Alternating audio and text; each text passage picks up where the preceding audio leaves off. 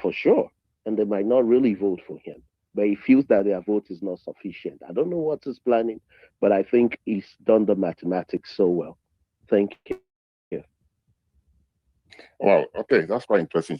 Tremi said the North cannot be trusted. But then again, these are the people who helped him, right? When a lot of people didn't put faith in him, without the North, the vote from the North, Bola Tinubu would have become the president. Do you agree that? Would you agree with me?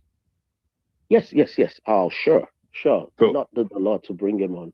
Yeah, that's why people like El Rufai feel betrayed, isn't it? And they've made up their mind that, hey, we will work against you because you didn't. I don't know the agreement. So that's why. And some are even clamoring right now, please change the INEC chairman. You know that? One group like that. I'm not saying they are northerners, but at least the sect of the Muslim sect is saying, hey, change this guy, or else there's going to be trouble. That's it. we still have people on my DM saying they're requesting for the mic. Unfortunately, myself and Nuhu were not able to see them. So we still need to get one more person to help us to co-host the platform tonight. Captain is not here, neither is Big Sam. So as always, we always look for somebody who is available to help to co-host the platform. Please, if you would like to help us tonight, do request for the mic, just to help in bringing up those who are requesting for the mic. Okay, Henry, are you going to help? Let me see if, thank you. I hope you have not blocked anybody. Henry, Henry, I thought I saw Henry here now. Evening. Good evening, Henry. How are you, sir? I'm well, very well. Okay, do you want to help to co-host the platform? Okay, sure, that's fine. All right. Your iPhone, right? Yeah. Uh-huh. Okay, I think that would help. So Henry is helping us to co-host now. It's Henry and Nuhu. So please, those requesting for the mic, if you can reach out to my Henry or Nuhu, both of them will try their best to bring you up. Right, Henry, please help as many as possible to bring them up. Now, I'm happy we have Barrister Henry and we have Akwete here with us as well. So let me pass the mic to Barrister Henry. Barrister Henry, good evening and thank you for joining us. How are you doing, sir? Good evening, Mindsets. Good evening to everybody on the space. Okay, the same question. I'm doing very fine. Thank you. How are you? I'm doing great. I'm doing great. Pleased to have you. Will Tinubu drop Shettima in 2027? Honestly, I think it is possible, even though it is unlikely, at least unlikely at this moment. On one hand, Nigerian politicians have told us that when it comes to elections, competence, productivity, moving Nigeria forward may not necessarily be the most important criteria for them. It is about winning elections.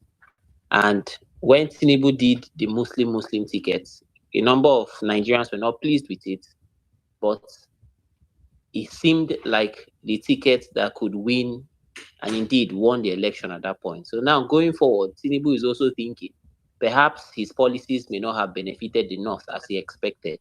Perhaps the North feels betrayed. Perhaps the allegations of nepotism have risen so high that he cannot trust the APC or the so-called APC base in the North. And maybe he may have to do something to retweak his winning formula. These are all um, uh, deliberations that I'm sure he's having. And that's why, of course, everybody knows why we have been hearing, names from people who are northerners, but perhaps this time around from the Middle Belt or the traditional Middle Belt, including maybe Southern Kaduna, Southern Bauchi, maybe even Southern Gombe. But whatever the case may be, I think for now, it is possible, but unlikely. However, with the way Nigeria is going, so many things are happening so fast. We also know how the conversation about the Christian genocide is also influencing the deliberations of Mr. President. We also know how Trump and some members of the U.S. government are involved or perhaps watching what's going on in Nigeria. So all these, I think, are factors. And at the end of the day, or perhaps before the end of the year, we will know how Tinubu takes a stance one way or the other. But let nobody get confused about it. It is a consideration, and I know that they are actively considering potential options. Say Tinubu decides to drop Shettima eventually. Thank you, mindset. All right, thank you very much, Barrister Henry, for your submission. Mr. Baiki, good evening. Thank you for joining us. How are you doing? Well, thank you, mindset. Good evening. The same question: will Tinubu drop Shettima in 2027? Well, it's a double-edged sword, and the chances are yes, the chances are no. This is all about numbers. That's one. Two, it's about your spread. So you could, if you don't have the numbers and you don't have the spread, you are certainly going to run into trouble. The North is not what people think it is. And I'm of the view that there is no sufficient knowledge, particularly from the South, about the North and how to penetrate the North. The North looks rural, but the bulk of the votes come from urban areas. The challenges that the ruling party will face if Shettima is dropped are there. We don't know the game Shettima is playing himself. That's another thing. Obviously, he has something up his sleeves. He has never denied, or he has not shown particular interest in refuting the charges, or rather the pronouncements that he's going to be dropped. Neither has the president. The things are quite cumbersome. Sorry. Somebody will tell everyone. Who might that be? Sorry, I was trying to accept somebody. I'm so sorry. Apologies. Okay, Okay. Sorry, so it's going to be dicey, whichever way you look at it. Head you lose, tail you lose. So it's there's a miscalculation in the entire game. The North is not particularly happy because of certain things. In fact, Henry mentioned certain things, which is a fact. And of course, the component of Islam that is not as entrenched as they want is another fact. And then, of course, the issue of the government now kind of giving in to this issue of Christian genocide is actually affecting the North and Northerners. They're not happy about it. Why should the government keep it? So the pluses and the minuses are there. But the truth is, what percentage of votes did Tinubu get in 2023? What is the percentage? Could it be more than that, or would it go less? And let's not forget, some people have said it severally, people like Nasu, that 2027 is not the usual game. So both sides, whether we like it or not, have their game. There is a chess game. Both sides have their game. They know what they're doing, and it's all about uprooting. Stopping you from uprooting me to working towards uprooting you. So that's the game being played. And I don't think both sides has the ace. None of the sides has the ace yet. But it's likely that the opposition might have the ace, because those that did those that manipulated 2023 are on the outside today. Thank you very much for this. All right, thank you very much, Mr. Baiki, for your submission. That's Mr. Baiki's opinion. If you disagree with him, you can raise your hand, or you can put a comment on the comment section, and we're going to continue the conversation. Will Tinubu drop Shettima in 2027? So we have Mr. Eloka. Eloka, good evening. You have the mic. You made it up.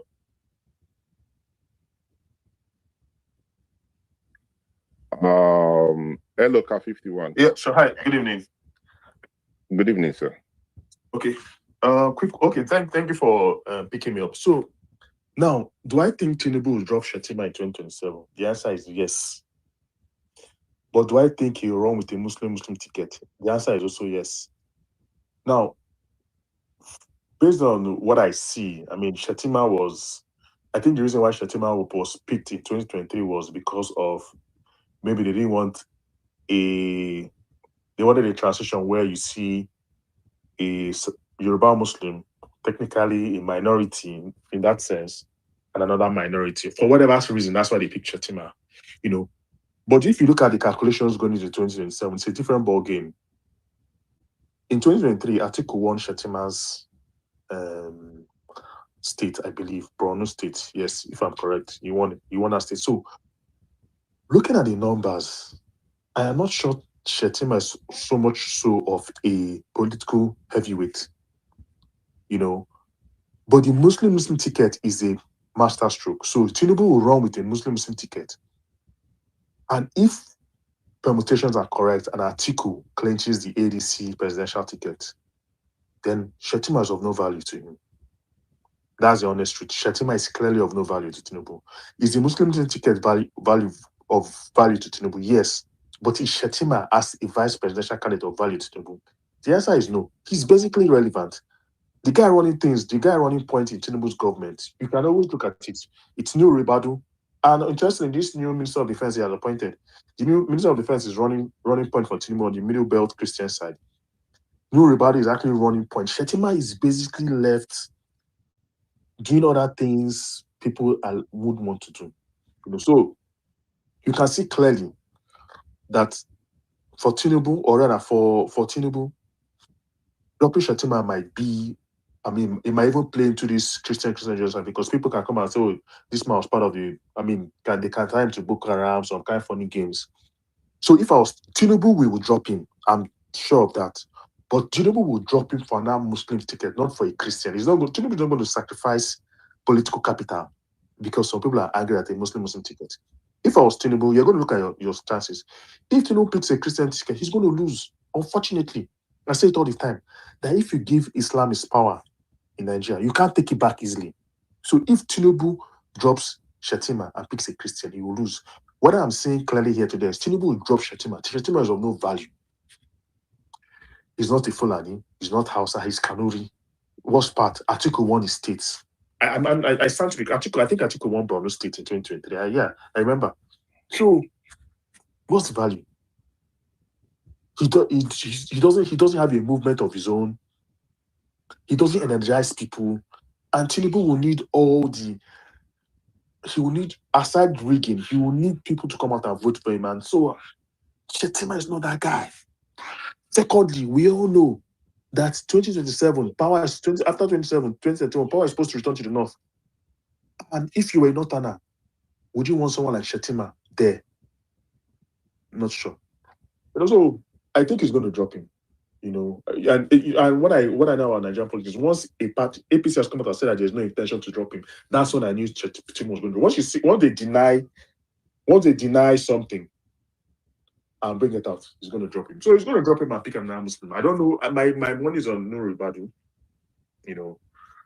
He's not going to pick a Christian ticket, Christian candidate. He's going to lose, because Tinubu's power base, whether he wants to admit it or not, is a Muslim North. He doesn't have a power base in the South. Well, sorry, he has a power base in the Southwest, mostly of charlatans and Rono people. But his power base is in the North, so he will definitely not pick it up for a Christian. Drop it for a Christian. Thank you.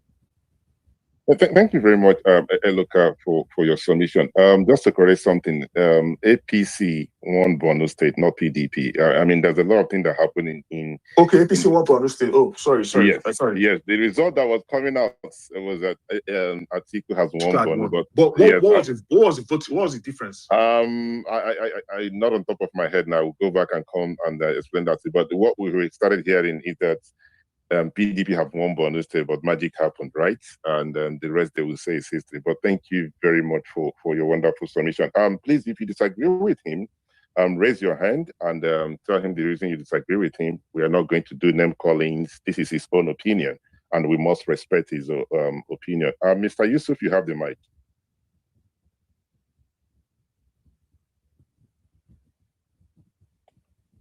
Sorry, my co-host, can you guys hear me? Yes, I can hear you. Hello? Yeah, we can hear you. Maybe Yusuf is not close to his phone. Mr. Yusuf, you have the mic, sir. All right, he's not responding. Adamu, please go ahead, sir. Okay, thank you very much.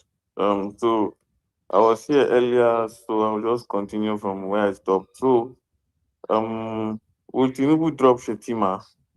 I don't think so. I am of the position, if you put a poll for us to vote, I will vote that he will not drop him, Shettima. Now, I might be wrong, but this is the reason why I think he will not. There are two options on ground, right? Sorry, three options. Stick with Shettima and continue, drop Shettima for another Muslim ticket, or drop him for a Christian. These are the three options. And Tinubu is a smart politician. The smartest, I will give it to him. I don't care what anybody says. He has proven to be a very smart politician. Now, the other two options, the truth of the matter is whether anybody likes it or not, the ticket was a winning formula for Tinubu. It was a winning formula for him. I don't think he would have won without the Muslim ticket, or he would have gotten any sufficient amount of votes because of the ethnic and ethno-religious sentiment in Nigeria. Whether anybody tries to paint this unity of a thing, I will tell you for free that a lot of Northerners did not see him as Muslim enough. That is the fact and the reality, whether anybody wants to deny or not. So he needed to put that, and Shettima's personality was not. So people talk about whether he was a paperweight. That was not the issue. Just mentioning that Muslim enough was the identity of that ticket. It didn't matter if it was Shettima. In fact, even if it was me, I am a Muslim, for example, right? Even if it was me that Tinubu had picked, eh? The fact that I am a Muslim was enough. That mention of two Muslims, we saw imams in the north using it to campaign openly. So forget about whether Shettima was not political savvy. That was not. It's not about Shettima. His religion was all was needed to just be on that ballot. Now, if you look at the three options, I'll tell you for free that the safest option for Tinubu is just to continue peacefully with the ticket. If he drops Shettima, brings another Muslim, there were reports of him negotiating with Kwankwaso before, but I think that has dropped. There were reports of Abdulaziz Yari. Abdulaziz Yari might be a more stronger candidate than Shettima, and also from the northwest, which has more population than the northeast. But when the party is a little bit stable, and this is the reason why I think Tinubu will not drop him. Tinubu is a good manager of human resources. The party APC is already in a stable condition. Whether you say they have internal crisis, they are managing, at least they are managing it more better than the opposition are managing theirs. So, removing Shettima, replacing him with another person, whether Abdulaziz Yari or another person, no matter how you see it, is going to cause confusion, right? They are going to lose control of the Borno APC and the Yobe APC, which is the former Kanem Borno Empire, which has present-day Borno State and Yobe State. The Kanuri bloc, who has been a loyal member of they came from they are the AMPP faction of the APC, the AMPP faction, who has been loyal followers of AMPP from Buhari down to Tinubu. So it's going to be a plus for the opposition. Believe you me, it's going to cause a little bit of fracas. There are some people, not as if it will mean the end of Tinubu, but that whole confusion, right? Just that, okay, for example, you look at Rivers State and Kano State today.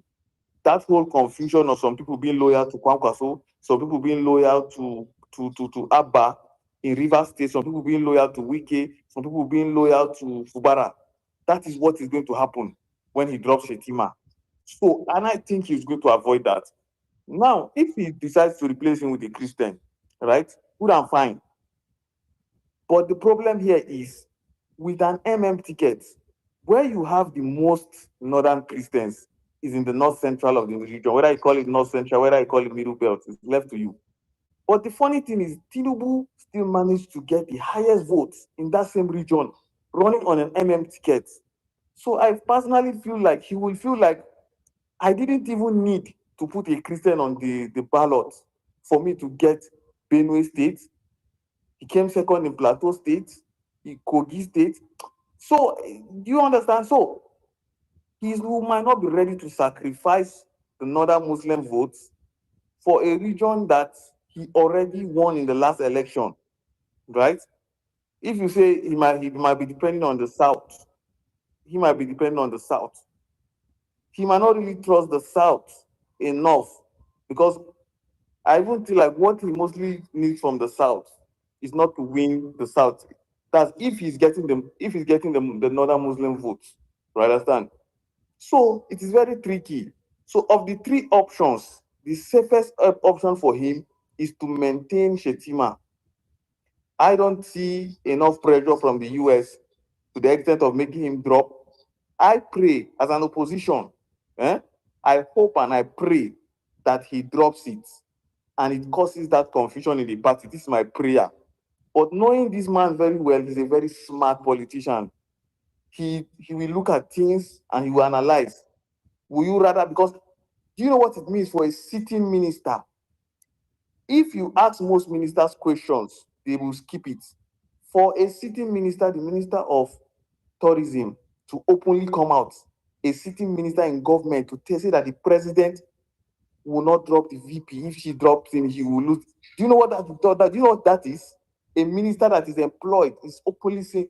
Normally, when you interview people, most ministers in government will skip that question and say maybe they will use it. That woman, what's her name? Right? The Musawa lady openly made it clear. So that should tell you that it can cause, dropping Shettima in particular, can cause some certain instability in the APC as a party, right? Especially in the Kanem Borno side. I'm using the word Kanem Borno because that is where the Kanuri bloc of the North originally originates from. Yobe, present day Yobe state, present day Borno state, and some parts of Gombe states. They have their own loyal bloc. They were loyal voters of Buhari because in fact they love Buhari so much more than the Northwest where Buhari comes from. You understand? That's why when Buhari was running, he never lost those axes. They like him so much. He was their governor in the military era. So they have this loyalty. They are AMPP bloc members. So, and they are an integral part of the new APC. And when they pull out and they decide to join maybe the ADC, it's going to be, no matter how small you think it is going to affect him. So I think he's going to go with the safer option, right? Of not dropping Shettima. With all said and done, he will feel like it will be rather just go with that. I just feel so. Thank you. All right, thank you very much, Adamu, for your submission.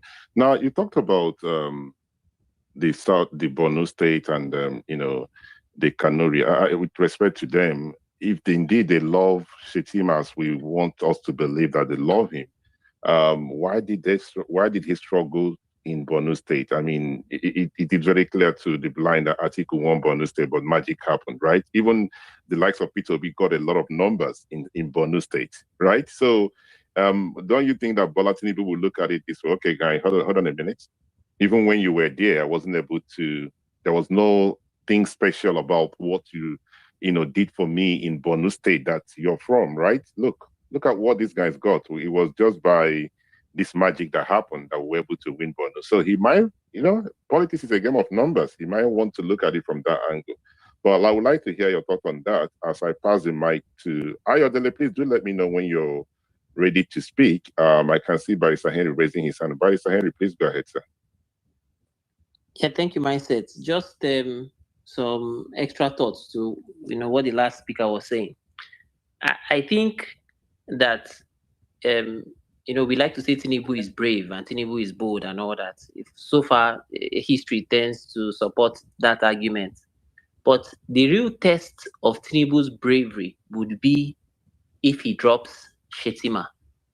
Because the reality is, Shettima does not have as much political value as a lot of people try to make it seem.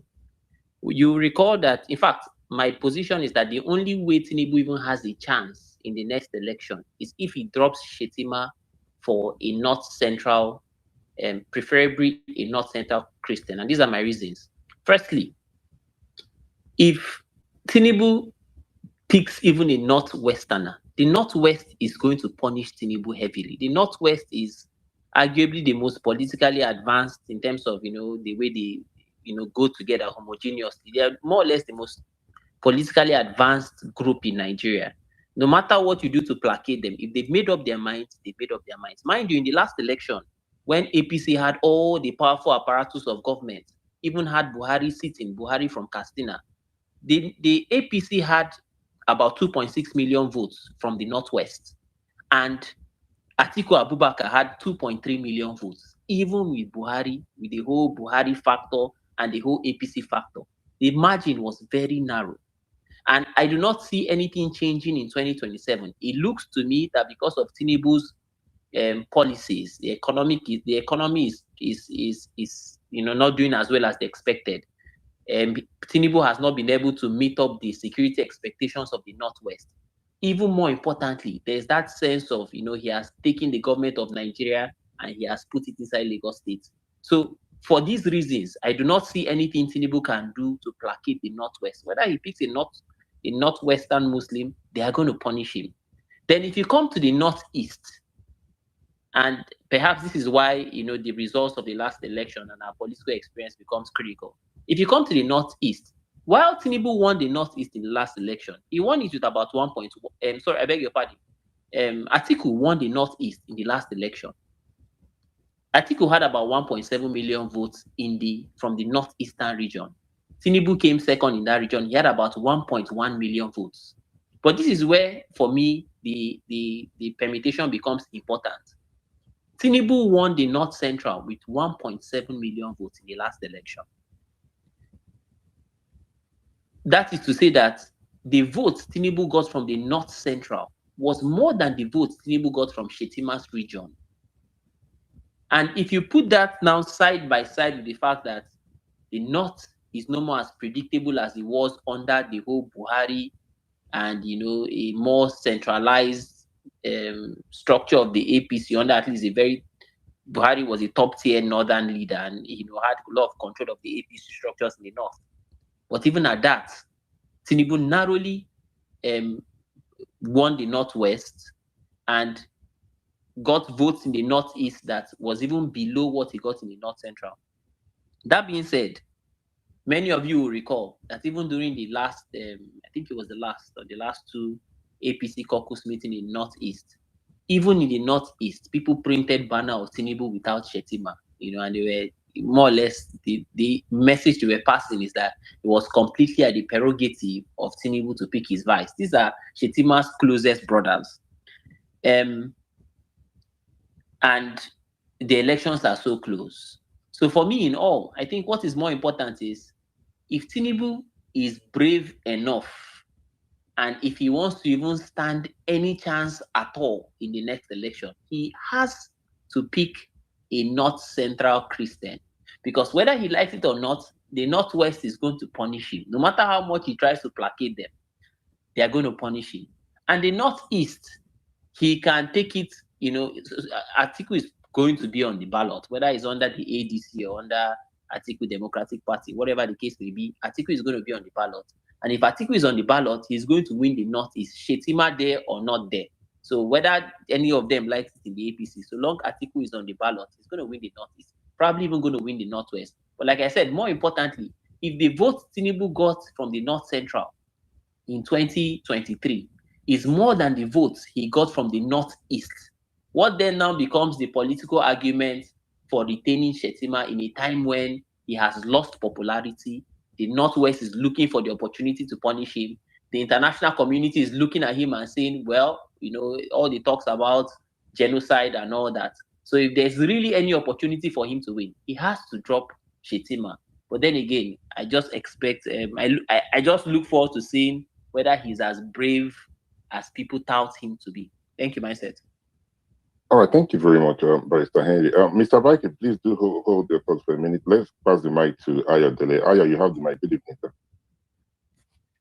Good evening, Mindset. Good evening, everyone. To the question, whether Tinubu will drop Shettima, my answer will be no. But that doesn't mean it cannot happen. And this is based on my own opinion. The greatest disadvantage to having Shettima is repeating the Muslim ticket. But if they critically analyze it, we have seen the worst of his Muslim ticket. In fact, I'm a Christian. We can say, we can conclude that the Muslim ticket presented was just to win the election, and it is, in quote, harmless to the Christian. We have seen the worst that the ticket can do. So if changing Shettima to bring another Muslim, it doesn't make sense. In fact, it's going to be too daring to the Christian community in the country. Okay, we can tolerate. Okay, I just want to repeat the ticket. It's just for political reason. But going further, changing to another Muslim, that's the highest level of disrespect. Now, going for Christian from the North Central, I'm not so sure he can do that. And I had Barrister Henry the other time analyzing the figures, North Central and Northeast, vis-a-vis the Northwest. In fact, I dare say that retaining Shettima in the coming election and budging not changing the INEC chairman, which appears to me as a bargaining chip for the Muslim ticket to be retained, because you can see the cry of changing Amopitan because he has written so many things about Christian genocide in North Central. The real boldness will be for him not to budge and retain Amopitan as the INEC chairman, and going ahead with the Muslim ticket with Shettima, provided it is Shettima. Because I don't see Christians in North Central and in major parts of Northwest and Northeast. In my opinion, I don't think they will revolt the way, because the revolt against the ticket, let's be guided, was not really an agenda pushed solely by Northern Christians. It was all over the country, even in the Southwest. I'm from the Southwest. So, and I don't see that scenario repeating itself. Instead, what I'm saying is that the opposition is trying to push this agenda to because they tend to gain more by him changing Shettima. And for me, changing again will be playing from what we are hearing, which is a rumor, anyway, it's a propaganda, dancing to the tune of America. America cannot decide who the vice presidential candidate will be for the president in the coming election.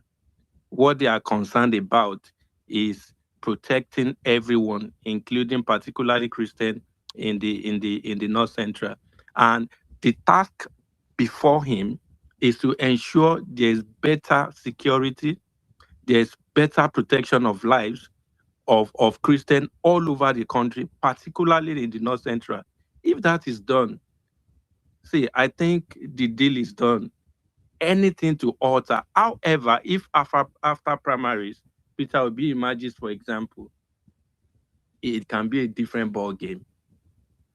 So for me, I strongly believe 90% that Shettima will be retained. It's not all about Shettima bringing the votes. It's not who is no Ribadu going to bring the votes. So for me, the ticket is stable. We have seen the worst of it.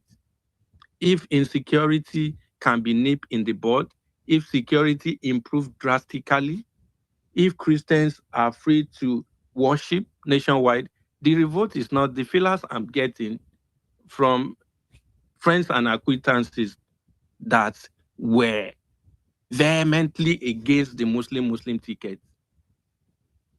The tone has changed completely.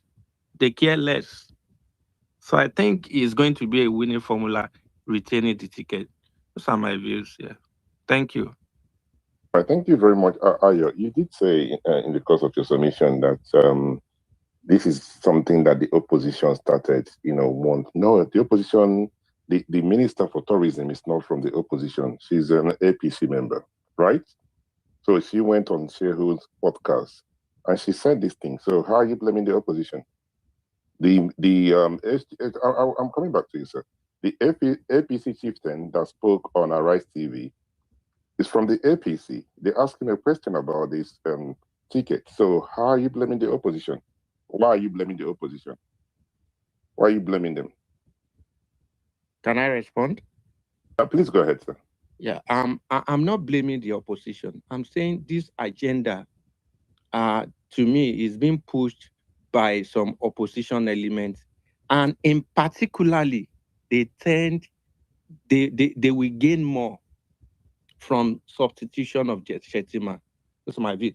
Of course, you can see that there are some opposition figures coming out already, permutating that is confused. That I'm not an APC member, neither am I an ADC member. I'm just objectively, based on my opinion, analyzing the issue. I saw the man from Plateau State on X today. I saw a video where he was analyzing and all that. You can see the way he was pushing it. We have people in high places in APC.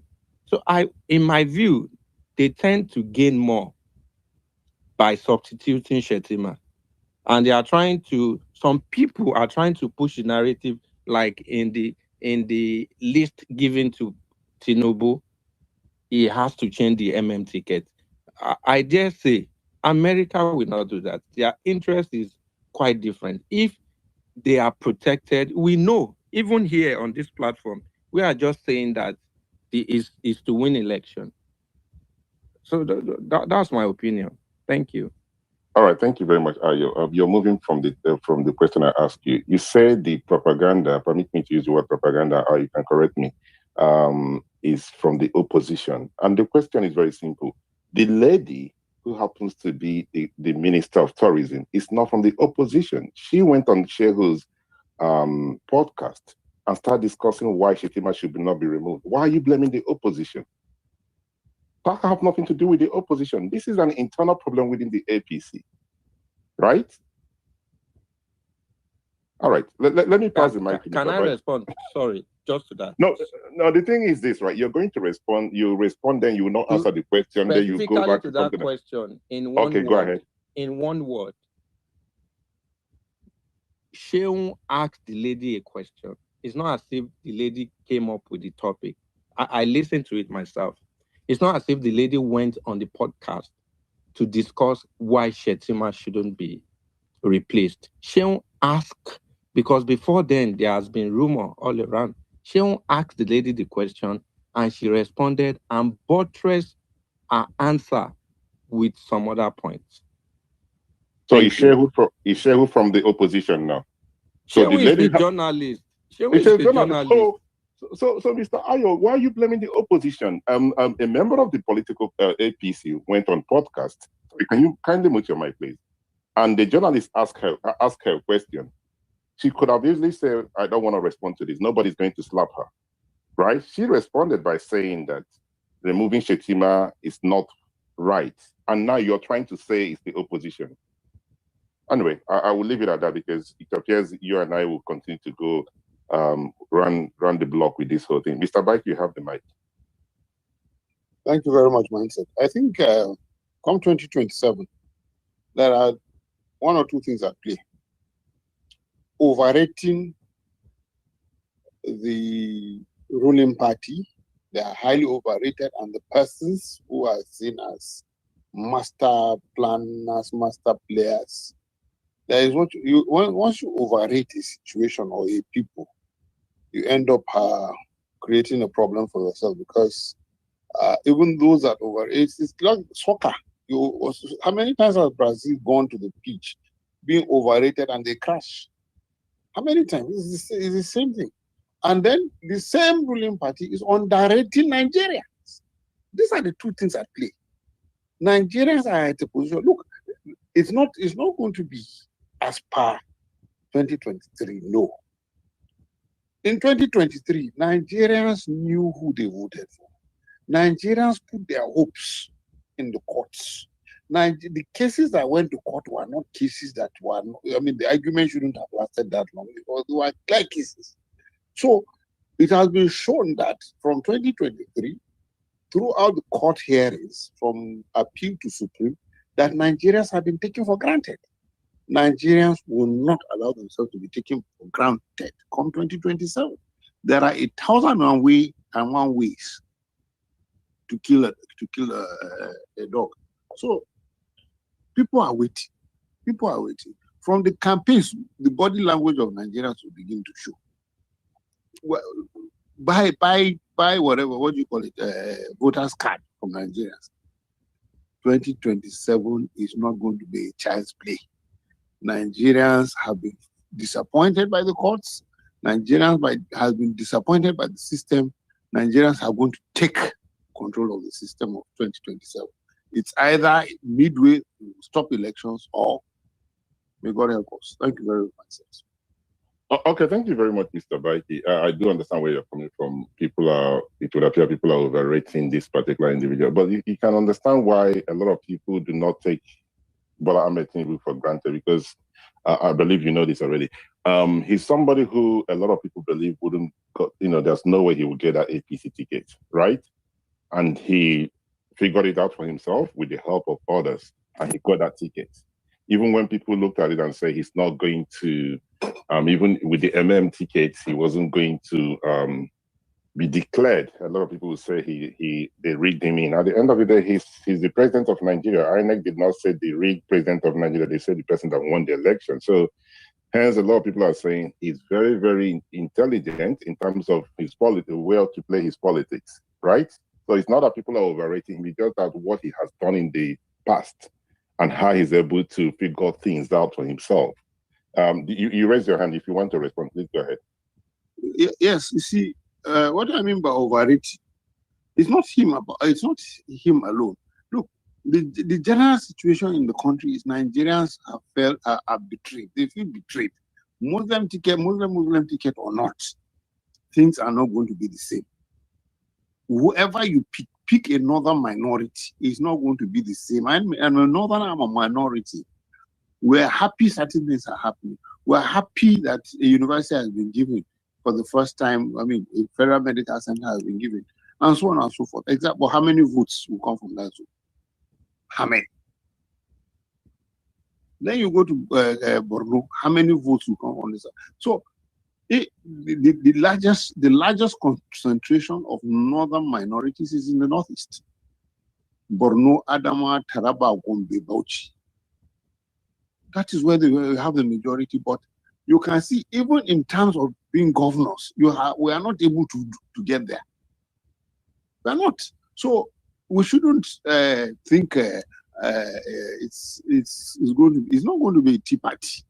2027 is not a tea party. The North is going to cause confusion completely. And one thing again I want us to come to terms with is primaries. APC might not do any reasonable primaries that anybody would love to align with. But if the ADC does a very clean and clear primaries and a leader emerges and the world sees it's clean and my candidate is not the person who won, I will be forced to align. It's not an option, because what has the outcome of the primaries would determine a lot of things, And then of course the candidates of all parties. And if you go to ADC, whoever emerges, look at his spread. Look at his spread. Can he have an effect in the southeast, in the south, in the middle belt? like, look, 2027 is not a child's play. Thank you very much, my friends. All right, thank you very much, Mr. Baki. So we are going to come back to the topic. Will Tinubu drop Shettima in 2027? I can see, look, I can see you raising your hand there. I do not think it's fair to Mr. Ayo because I think he wanted to respond to what I said earlier on. Please, if we can allow him to respond. Ayo, please go ahead. Thank you, Mike said. I was just going to say then, just to be clear, before the lady minister went to the podcast, it has been everywhere. There has been rumor going around that Shettima might be dropped or something. So I just want to emphasize that the lady only responded to Seun's question, and in doing so, buttress our point with those other remarks. So I just wanted to clear that. It's not that I'm saying it's solely an agenda by the opposition, but it's an opportunity for them to push that news, that narrative, and they tend to gain more if eventually he decides to tinker with that. Thank you. Okay, thank you very much, Mr. I. Please, if you have any question for Aya, let us know.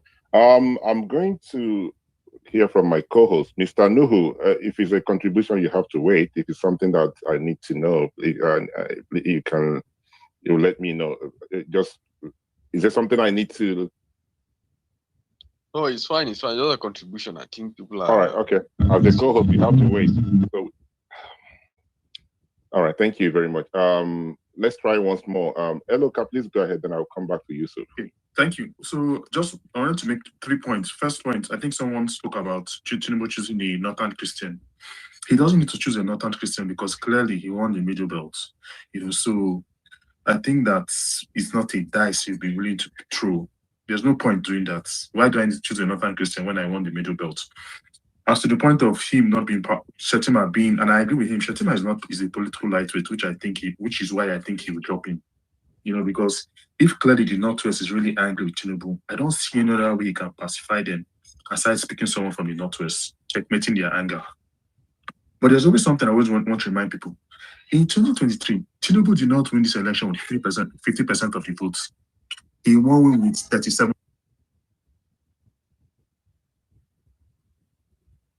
Sorry, have we lost him? Hello? I think so. I can't hear him. Yeah, sorry, I had a call. So he won with less than 30%, about less than 40% of the vote. So Tinubu was not a popular candidate, unlike Buhari, unlike Yar'Adua, unlike Jonathan. So let's be clear. He won because the opposition was disunited. And so he won with less than 40. Now, Tinubu is a smart man. Nobody's doubting him. But Tinubu is now president, and a lot of people are seeing his weaknesses and his failings. More so, the economy is not helping people as much as possible. So there is anger. Whether that anger will mean that people put him out, we don't know. But 2027 is going to be interesting. Now, what I'll say is, like I said earlier, Shettima is lightweight. The dynamics of 2023 is not the dynamics of 2027. Yes, Muslim political, yes. At the end, we are not going to have 3 presidential candidates running. We are going to have 2 presidential candidates. It's either going to be an Atiku versus Tinubu or Obi versus Tinubu. Now, it's going to be much more interesting if it's an Atiku Obi versus Tinubu. Then Tinubu will need to work. Tinubu will need to play that that you guys call him the. He will need to play that game of politics because what is going to happen is Atiku is going to lock him out badly in the Northwest, lock him out badly in the Northeast. Then in the South, if these Obi people are able to get themselves together, Tinubu is going to struggle in the South and in the Southeast. In the middle belt, man, he might still, won the last time, so you can get that in. So he will need someone who can checkmate Atiku in the Northwest. And unfortunately, Shettima is not that guy. How many votes are in the North in Borno and Yobe? Do you want to lock up votes from the Northwest for Borno and Yobe when you know Atiku will always win the Northeast? Tinubu will not beat Atiku in Taraba. Tinubu will not beat Atiku in Damawa. Tinubu will not beat Atiku in Gombe. So, on what grounds are you holding Shettima down when you know very well this is a fight to death? And the fight to death is that in that Northwest, you have to reign supreme. Of what value, Shettima? This is not 2023. You're not telling people Muslims have seen that Muslim ticket does not bring bread. It didn't reduce the price of milk in the market. So again, they might feel happy for the religious benefit, but hunger is dealing everybody, whether you're Muslim, whether you're Muslim or Christian.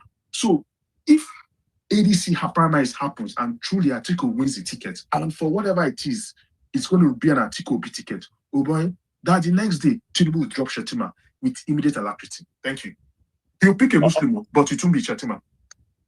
All right, thank you very much, Luka. So, please, I know there's no way we have this conversation without bringing all the opposition, but I would like us to center it back to the conversation, right? Let's not move away from it. I'm sorry, Mr. Nuhu, that laughing emoji. No, I'm not really pleased with it. So if you can stop it, that would be helpful.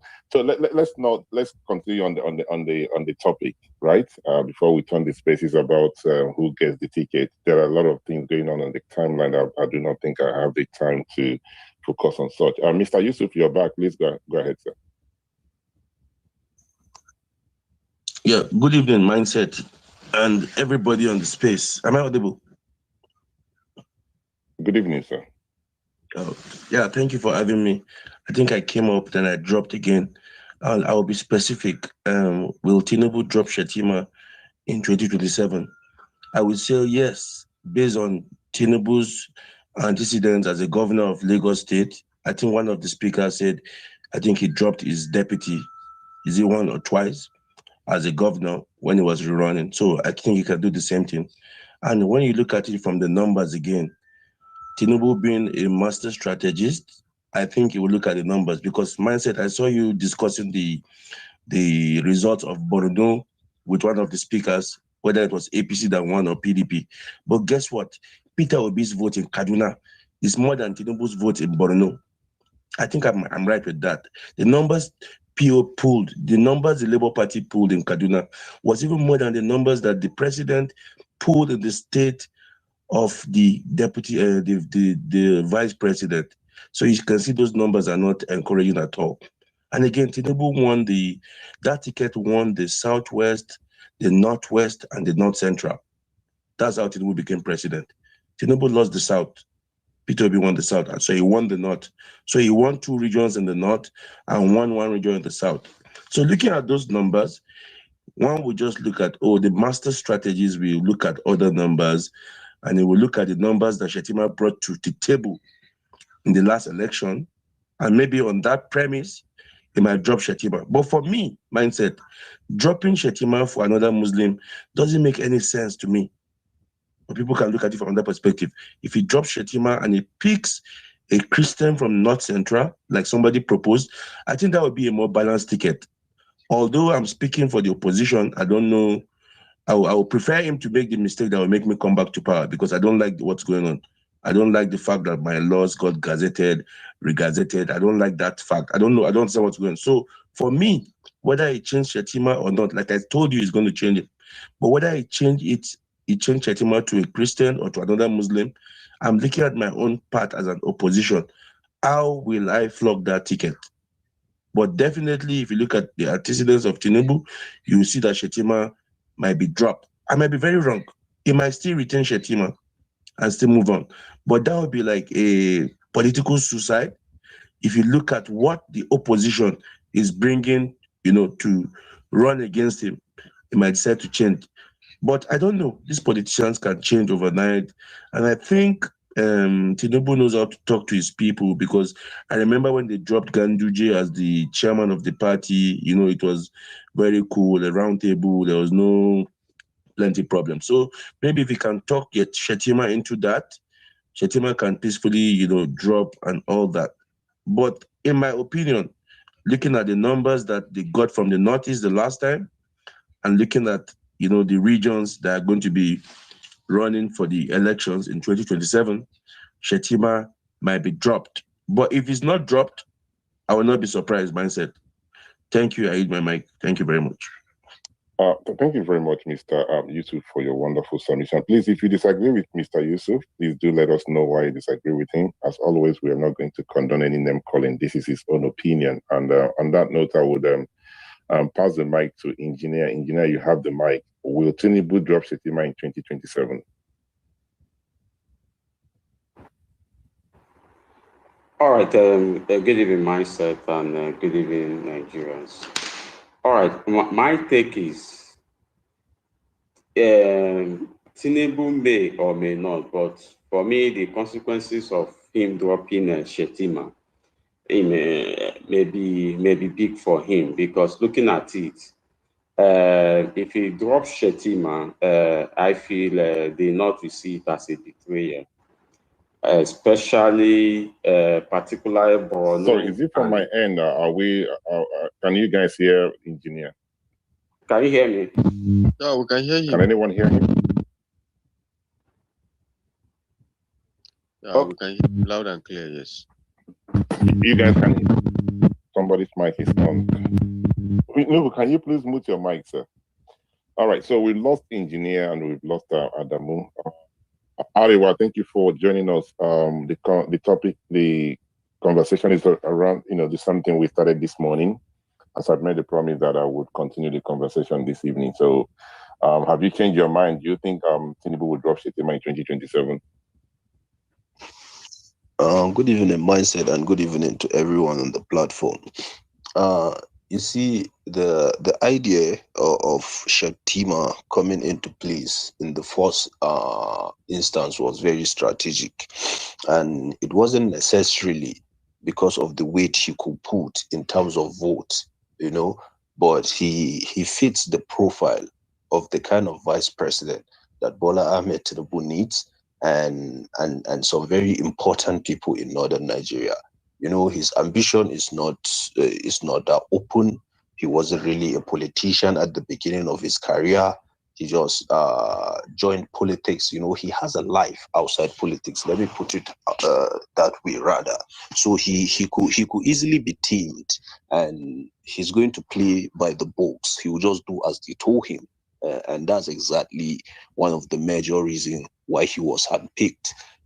Considering the issue of the Muslim ticket, it was a necessity, irrespective of whether it is Kashim Shettima or even a Muslim from Plateau State or Benue.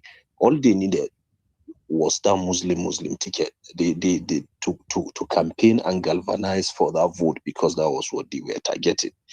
So now the issue is Tinubu is very careful in empowering northerners that could put up a fight in 2031, and I'm going to explain. He needs to handpick a candidate, and the candidate he wished to handpick is a candidate that does not have the structure and strength that could go against his wishes. So he's very careful about the kind of northerners he empowers in his government. It's a deliberate attempt, and it's not a coincidence, because a lot of conversation happened right from onset regarding the emergence of Kashim Shettima as the vice president. But the decision was made.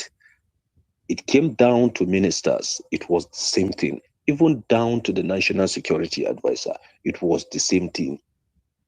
So considering the pressure that he is facing now and the Muslim ticket, I believe that Tinubu has compensated Nigerian Christians as far as I'm concerned.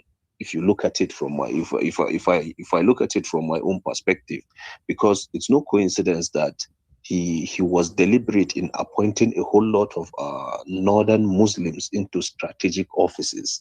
This is not something that he did to just douse the tension.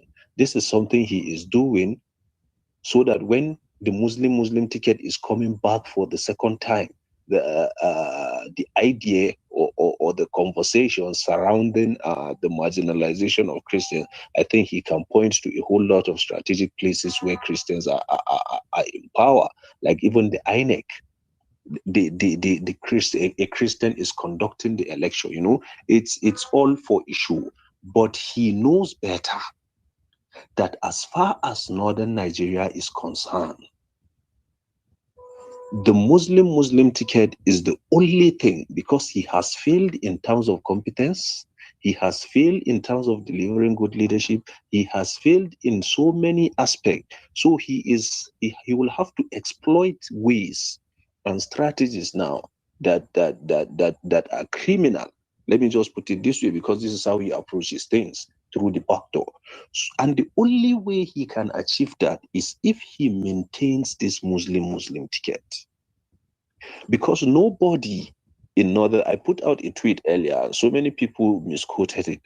I said if Bola Ahmed Tinubu is to pick a Christian Northerner, it's basically, to call Northerners, it is basically a Christian ticket.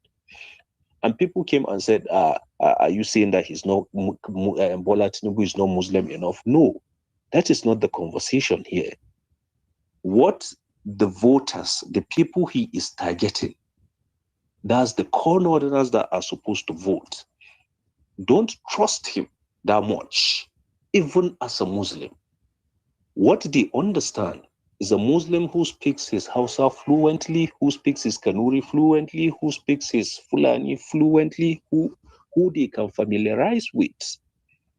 This is how they understand the kind of Muslim that they hope to see in the ballot. So it's a suicide mission for him, because they not literally give him the presidency. If you go back and look at the result in 2023, it was hands down the North that gave him. And even when he is trying to consolidate power in the South and other things, he can never get that bulk vote. So maybe he can tamper with the Kashim Shettima vice presidency, but it will still go to a northern Muslim, maybe from Kano, because it's looking more like this is where his attention is at the moment. And there is a lot of conversation going on about the Barrow Jibril and others, even though I can't really say more about that. So it's a problem he doesn't want to have by bringing in a Christian as his running mate representing Northern Nigeria, because Northern Nigeria cannot risk or cannot agree to that aspect, not because they don't appreciate the fact that there are Christians in Northern Nigeria, but they can tolerate a Northern Christian becoming a minister, they can tolerate a Northern Christian becoming an INEC chairman, but when it comes to the office of the president and the vice president, it has to solely be goes to the majority. And like I said earlier when we were talking mindset, the problem that we have now is not people are looking at Northerners because they are the easy target, but the bulk of the blame should go to the South that decided to bring a Tinubu, a Muslim Southerner, as the flag bearer in the first place. And Northerners say, no, in our own case, we cannot accept to give our highest office to a minority here. Since you guys decide to do it that way, I think that you should be able to hold on or handle whatever you see.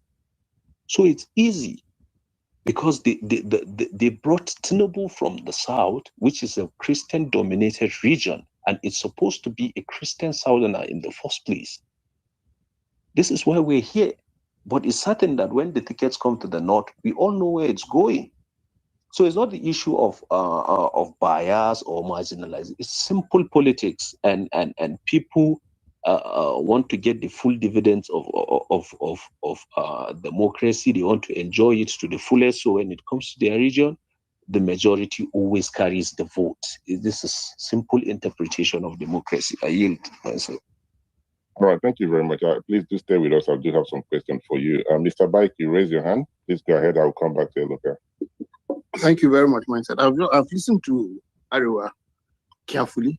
And, Mr. Bike, you raise your hand. Yes, hello, Mindset. Can you hear me? Sorry, am I still audible?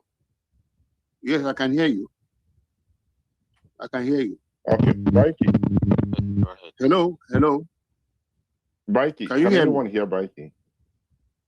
Yes, can you hear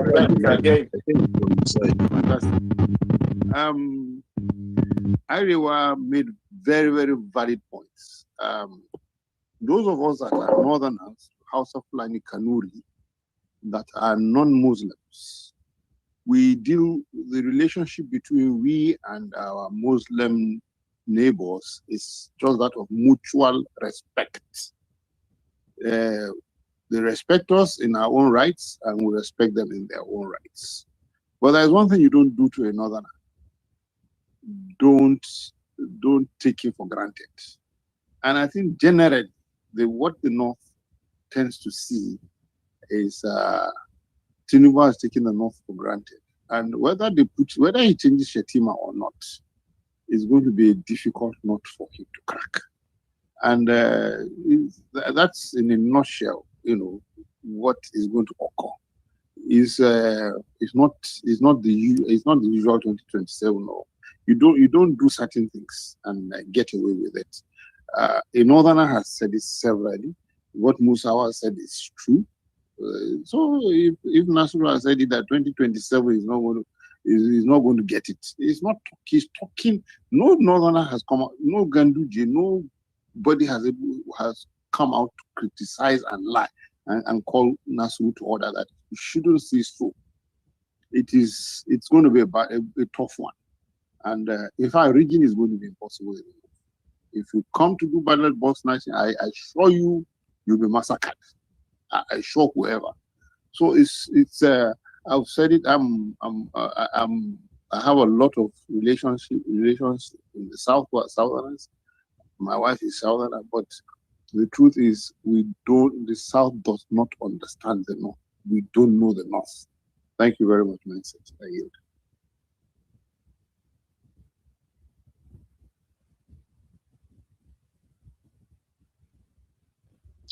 Is Mindset still around? All right. So I wasn't able to hear Mr. Bike, so I didn't want to interrupt or try not to interject. So has this finished with his submission? Yes, it's done. Yes. Okay.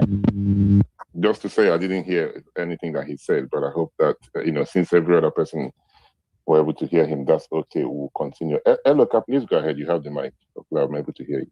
Yeah, thank you. I mean, the only thing I'll add to what the Araba guy said is, power resides where people think power resides, and I think the interesting thing about this conversation is that everybody is playing to their hands. So Northern Muslims are saying, as far as they're aware, if Tinubu drops, if Shettima is dropped, right, there's nothing for him. So that's the calculation behind Tinubu's own. That should be the calculation behind Tinubu's own whatever permutation is doing. But Mindset, there are two things I also want to point out. I think the topic should be: will Tinubu drop a Muslim and will Tinubu replace Shettima with a Christian? That will broaden the conversation, because I think people are answering this question with the mindset that Tinubu is going to drop Shettima for a Christian, while people like me are saying, no, Tinubu will drop Shettima, but not for a Christian, because he can't afford to gamble his base.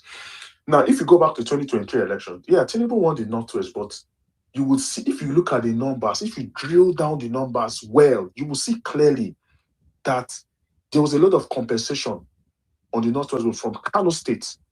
Now, RMK won Kano, but Tinubu got a significant amount of votes from Kano. And I think he got about 500,000. You guys can fact check me. And when you add about 500,000 votes to his votes from the Northwest, you will see clearly that Kano State overrepresented in the total number of votes he got in the Northwest. Now, the question I ask myself is, in 2027, with this RMK, with this Rabiu Kwakwanso and Abba Yusuf falling out, is there 600,000 votes for Tinubu in Kano State? I don't know. But Tinubu does not want to gamble it, which is why I keep on saying that at the end of the day, if Tinubu is going to face an article in 2020 in the election, Tinubu will drop Shettima. Why? Because the battleground will have to be that Northwest, not the Northeast. Now, why do I say the battleground will be Northeast? Because you have to be able to beat Atiku. So to be clear, for Tinubu to win 2027, he needs more than the votes he got from the Northwest to win. Does he have those votes today? No. If what we're hearing is true, clearly he doesn't have those votes. So I'll say it again. Tinubu will drop Shettima and pick someone from the Northwest. Thank you. All right, thank you very much, Eloka. I do understand where you're coming from, but if we change the topic to will Tinubu drop Shettima for a Christian, then we have sideline any other Muslim that he's considering, right? I think this particular topic covers everything, whether it be it a Muslim or a Christian. The question here is he willing to drop Shettima, right? Thank you very much. You glory, I believe. Calvin, you have the mic, sir. Good evening. I hope I'm audible. Can somebody confirm? Yes, you are, sir. Yeah, okay. So good evening or good morning, depending on where you are in the world. So the question is apt. You rightly captured it. Will Tinubu drop Shettima? So that the caption doesn't limit the discourse. I would say no. Tinubu is a political strategist. He's somebody who believes so much that his permutation, his calculation, and his postulation works against all odds. So him not dropping Shettima is okay. Him dropping Shettima is out of the question. He's not going to drop Shettima. I want to assure you that, because in the first place, he's not somebody who listens or dances to populism or sentimentalism. You saying, oh, a Muslim ticket is not good for the plurality of Nigeria, doesn't reflect the religious plurality of Nigeria. He doesn't listen to all that. He knows that it doesn't reflect the religious plurality of Nigeria, but he went ahead to pick him as his running mate, having a Muslim ticket. So he was making a point that whether you believe that there are Christians in the north, whether you believe that Nigeria is a northern Christian mix, I don't give a damn. I would win with this formula. It's just like a coach saying, okay, I'm going to win with 4-4-3 formation or whatever. He believed that his formation was going to work, and it worked. He won the elections. I wouldn't say free and fair. He won it. Of course, we all know how he won the elections. So going forward, he doesn't get a hoot whether people are crying to the galaxies about a Muslim ticket. He's going to pick Shettima. He's going to run with Shettima, and he may most likely win. I'm sorry I'm sounding this way. Hope I'm not sounding pessimistic, but Tinubu will still retain Shettima because he believes that that's the only way to whip up the sentimental voting pattern of the North. They believe that they vote according to their religious lines. When they see a Muslim on the ticket, like the last speaker said, I think it's Arwa, he said the North constitute mainly of Muslims, and of course that's a bitter truth. That's the bitter truth. So anything can ramp up his numbers.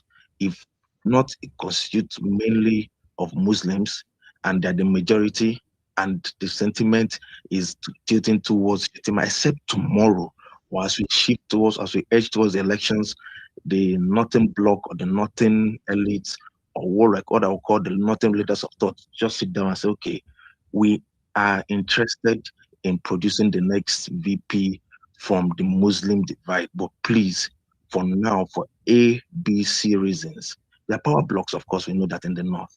I don't want to go into details. For ABC reasons, could you please drop Shettima and pick this other Muslim ahead of him? Then that can work. So I believe that Shettima may most likely still be on the ticket, okay, in going towards 2027 for the Tinubu run. Thank you very much, Mr. Kelvin, for your submission. Okay, engineer, you're back. Please go ahead, sir.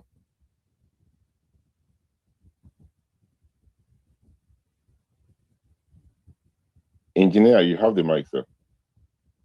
All right. Good evening, myself, and good evening, Nigerians once more. Okay, in my own opinion, I feel Tinubu may or may not, but let's also look at if he drops Shettima, the North will see it as a betrayal of the North, because the North voted for him based on the fact that he picked Shettima, who is a Muslim, and they see it as a ticket. So especially the Borno and the wider Northeast, we see it as a betrayal on their part. Then secondly, some northern governors and power brokers may also be hostile to Tinubu. Why do I say this? If you look at what happened, I think last year when they were holding, what is that program again in the Northeast? you could see the reaction when Shettima picture was not displayed. So that shows that if actually that happens, the northern power brokers, especially from the northeast, will be hostile towards him. Then it could also bring or breed up internal crisis in the APC. Part of the party faction could work against the APC in the north. Some agri blocs may sabotage, the party because they will feel that they've been betrayed. So for me, I feel that Tinubu may not drop him, except the opposition party have themselves together and present a united front. And because if the North is angry with him, as per what we are hearing, then he may start thinking towards that angle. Because the truth is that depending on who the opposition present, that will determine the pathway of Tinubu. So for me, if he changed Tinubu, even if he changed Shettima to another Muslim, that backlash will still be there. There will be some interest group that will work against Tinubu, and also there will be this power struggle because the rest of the people have realized that Shettima is the VP. So when they knew that there will be another candidate that will be VP, they will start, battling among themselves from the north, and at the end, it may also bring internal crisis to APC. These are my takes. Thank you. All right, thank you very much, Engineer, for your wonderful submission. Can you please mute your mic for a minute, sir? Thank you. Before we continue, Engineer, your mic is still on. Thank you, sir. Before we continue, I would like to read some of the things going on in the comment section. And there's an individual called Dr. Bello. I'm just going to read out your comment. He said, all this disparity rhetoric in the name of simple politics is BS. That's bullshit, right? Our politics must consider ethnic and religious lines. We can't keep circling around this issue and expect good governance. He continued, too basic and myopic. If only we focus our energy towards changing the status quo and retiring these old ways of religious and ethnic politics. Listen, as always, these conversations is not meant for everybody. Okay? Now, if you think there's a better way to remove the old politicians, please go ahead and do so. What we are doing here, we're having a conversation. Okay? As always, some persons might feel that what we are doing here is a joke, or we do not have other things to do. Okay? The platform is meant to have political conversations. I know some people want us to discuss how do we remove APC. You can open a space, you can go to other platforms, but allow those who want to have this particular topic, at least respect them, if not for anything. Nobody invited you. Nobody came to your house to say, Mr. Bello or Dr. Bello, come and be part of the conversation. I keep saying it. You don't have to be here. And do not disrespect myself or the speakers. If you don't like the topic, respectfully get out. How is that difficult? You want us to discuss how you're going to remove, go and do it by yourself. Allow us to do our thing. Mr. Yusuf, you have the mic. Yeah, thank you, Mindset. I actually raised up my hand again when Ariwa was speaking. So I wanted to just talk about his thought process, because I listened to him in the morning when we had the space. I was on that space. And again, I think it was the same thing again. He said something very, very crucial, that the APC shouldn't have given their ticket to a southern Muslim.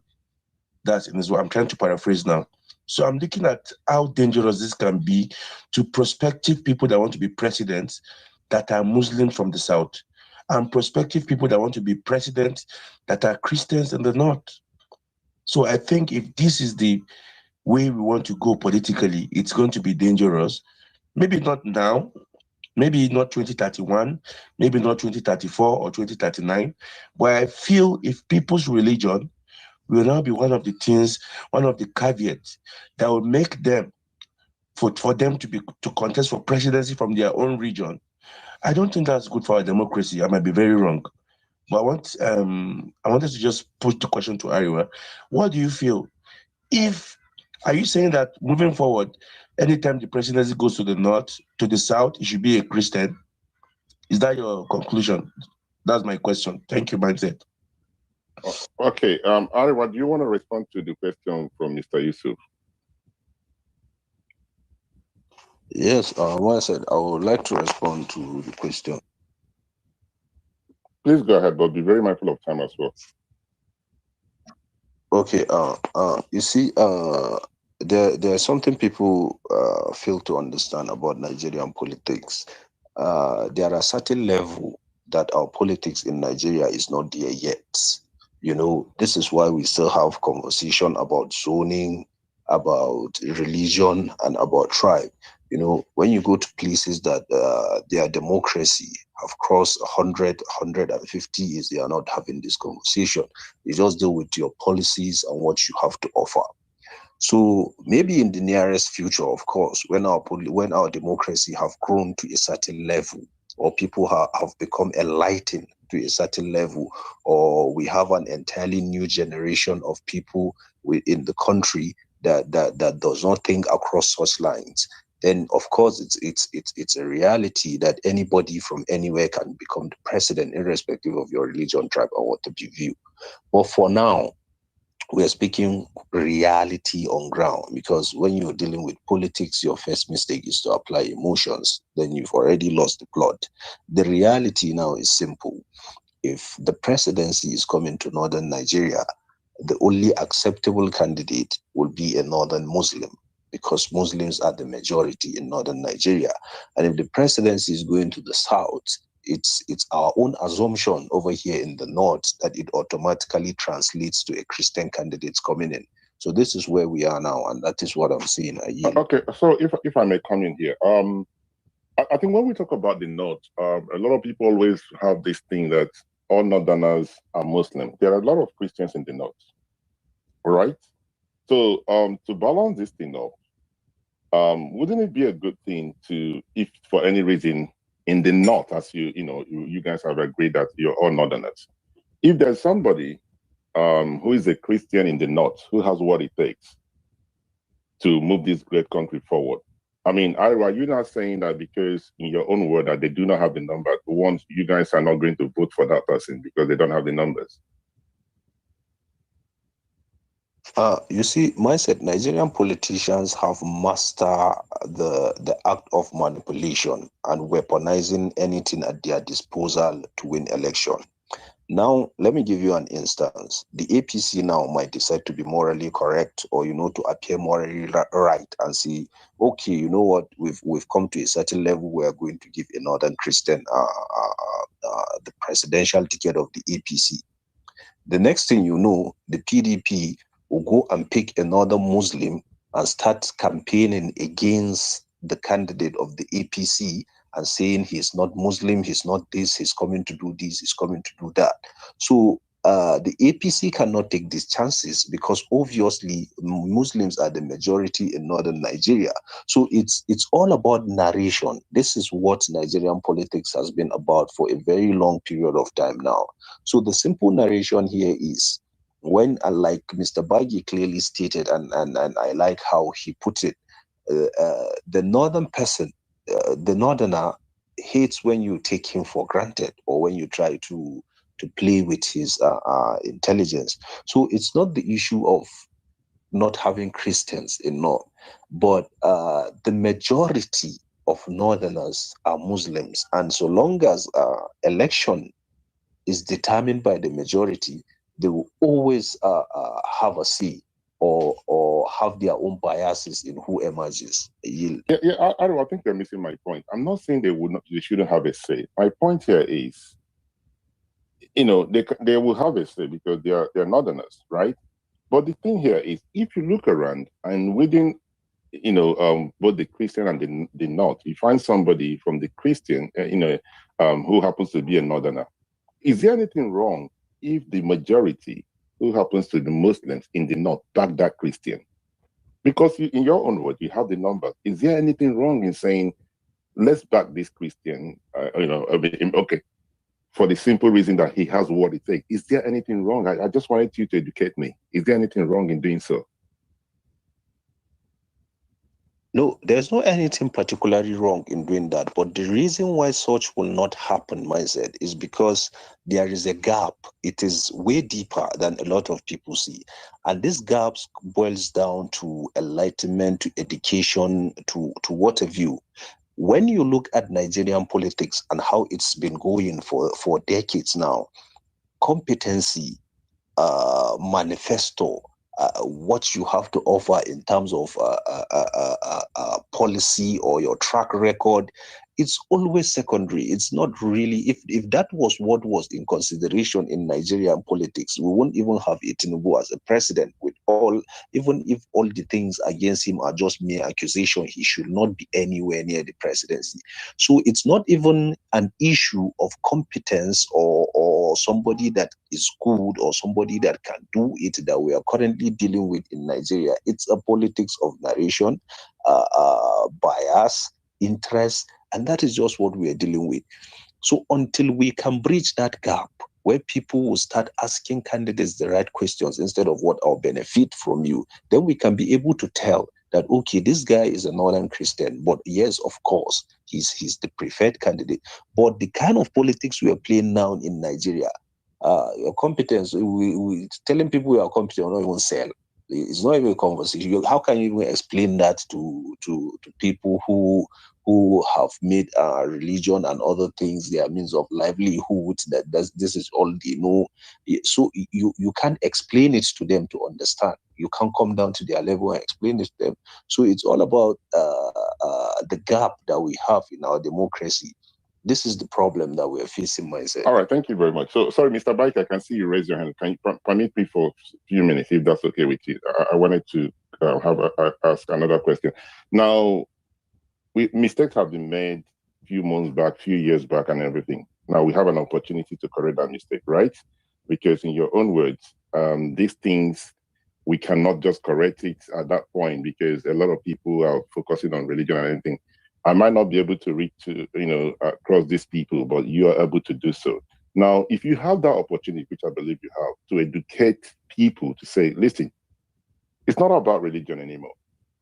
If we have somebody, a Northerner who is a Christian, and we feel that this guy has what it takes, I think we should consider to push that person forward. Is this something you think you can do, or is this something you think you can, is it difficult for you to do? Because this educating people, coming down to their soul, tell them it's me, you, and every other person that have to do this job, right? So my question to you is, are you able to educate those who still believe that a Northern Muslim has more privilege in terms of politics than a Northern Christian? Are you able to educate them and say, we need to stop this? We need to look at who has what it takes. Is this something you're able to do anyway? Yes, mindset. I think this is something that is already in motion in one of the organizations I work with. This is one of the things we are doing. But the problem, or let me say the current downside, is that we are targeting the yet to be voters. And the reason why we are targeting the yet to be voters is because the current voters, who happens to be either our peers or a whole lot of people who are already way older than us, it's completely a no-go area, because the little we have tried, we know the kind of reactions we got and the kind of things that we saw and how even it almost turned out to be something else. But we are trying to make a deliberate attempt in making sure that the ones coming up at least have a different ideology or perspective towards leadership than the ones we currently have now. But to be honest with you, it's not something that we can achieve in 2027 or 2031. I think maybe in the next 15 to 20 years, we can start making a start. But for now, it is a no-go area, and it's not because of anything. It's as a result of the systematic decay and failure in the side of leadership and the exploitation that we've had of leaders over years that is bringing us here. So if it's of anything that will happen of recent, I think you are just wasting your time, or you might even cause problem to yourself that you can't even imagine if you attempt or you intend to push further or you intend to push harder. In fact, some people will come out clearly and tell you are not a Muslim, and it's a fact. So we are targeting people who are more younger, who are coming up. At least they can be able to have another ideology that is separate. But in recent years, no, I don't think that's possible, mindset. All right, thank you very much. I was going to ask you another question, but you told us on this platform that the tweet that comes from your handle, it's not only you that controls it. So I was going to ask you a question, but before I pass the mic to Mr. Baiki, please do not give up in educating those that you feel that they will not listen to you, especially the older ones. There was a quote by the late president of South Africa, Nelson Mandela. He said, "It's always look impossible until it's done." Right? You'll be amazed that those voters that you think they are older and they are not going to listen. One or two of them might listen to you, because the day we start seeing everybody as equal, not because of we have the numbers more than them, we are going to make this country, this country will change for the better, right? But thank you very much for your submission. Mr. Bike, you have the mic. Thank you very much, Mindset. You raised a very fundamental question, which even Ariwa has not been able to answer. There is a history to why Northern Christians, particularly those of us that are Hausa or Fulani or Kanuri, have not been able to participate fully politically and be taken along. There's a history to that. The first political party to be ever founded in northern Nigeria is Jam'iyyar Mutanen Arewa, which ended up being MPC. It was founded by Russell Barau-Diko, the first northern Nigerian doctor, the first northern Nigerian person to be a doctor. He's a Fulani man from Kauran Juli in Musasa. When he founded this, he grew. Of course, he read in the London School of Tropical Medicine. Then, of course, he was joined by John Mamman Garba, who is from Gongwazo in Kano. Then, of course, they kept on going and moving. But at independence, the premier of northern Nigeria realized that these people are more learned, better learned, and much more educated. He pulled them out of politics into establishments. So here you are, you had Barau-Diko as his personal, as the premier's personal private physician. And you had, what do you call him, Jomam Mangarba, the first northern graduate of economics in 1940s. Barau-Diko was in 1930-something. He put him in establishments. So you see, they were taken out of politics.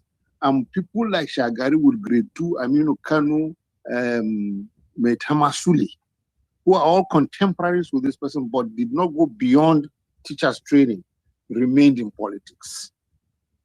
And that is why people like Ishaya Audu could only became professors, even in Unilag, not in any northern university. As at 1965, he was a professor in Unilag. So you see, we've been kept out of politics. It wasn't deliberate.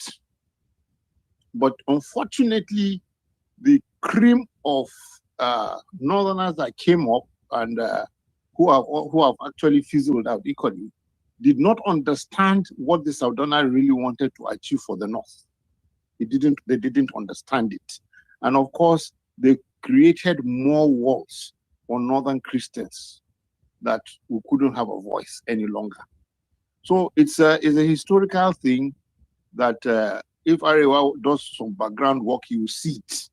There is nothing sinister that Sardona did, but those that came after him never understood his policies, his principles, and the way he managed the diversity in the North. And that is where the North has missed it till tomorrow, until we see the likes of where a Northerner feels the Northern man from Kano, who is a Christian, is entitled or has a right. I mean, so then I got people like Michael Audu Buba, people like Jolly Tanko Yusuf, and co. Somebody Turundu. People do work with him. But today is near impossible because the values that Sardona laid for us, we've put the North has discarded it. There was a meeting Sardona was going for. And when he looked, he said, how come all of you are coming here? We're going for the same meeting. Yes. You. I look to my left, is Ibrahim, Sanda, and so where's Audu? Where's Michael? They know we have to balance this. We have to balance it. This is what the North is lacking today. We don't know. I mean, balancing these things is near impossible for us. We've taken too much. And it's near impossible. But like Ariwa said, maybe in the near future. But for now, we Northern Christians have taken our faiths in our hands. We're moving on. We don't depend on scholarships. We don't depend on government work. We are struggling, and to God be the glory, we're at least getting somewhere. But there is need to change. Thank you very much, Mindset. I yield.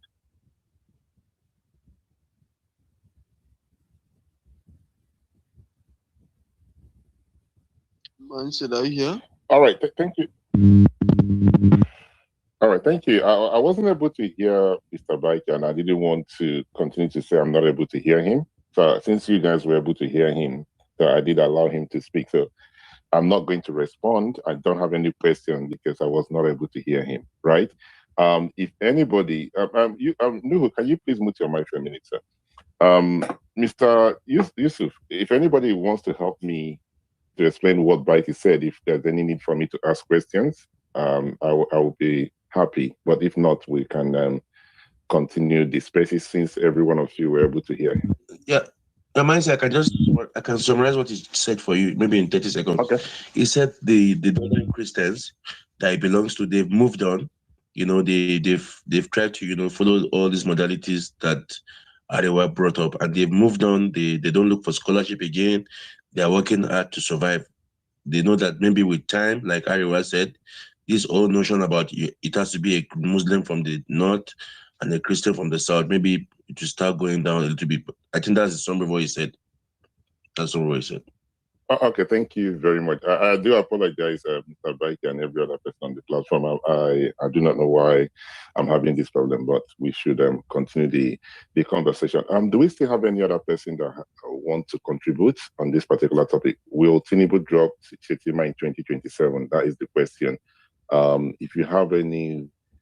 If you would like to add anything, please do raise your hand. And if you would like to respond to some of the things that the speakers have said, please, we would like to hear from you. Mr. Kelvin, please go ahead, sir.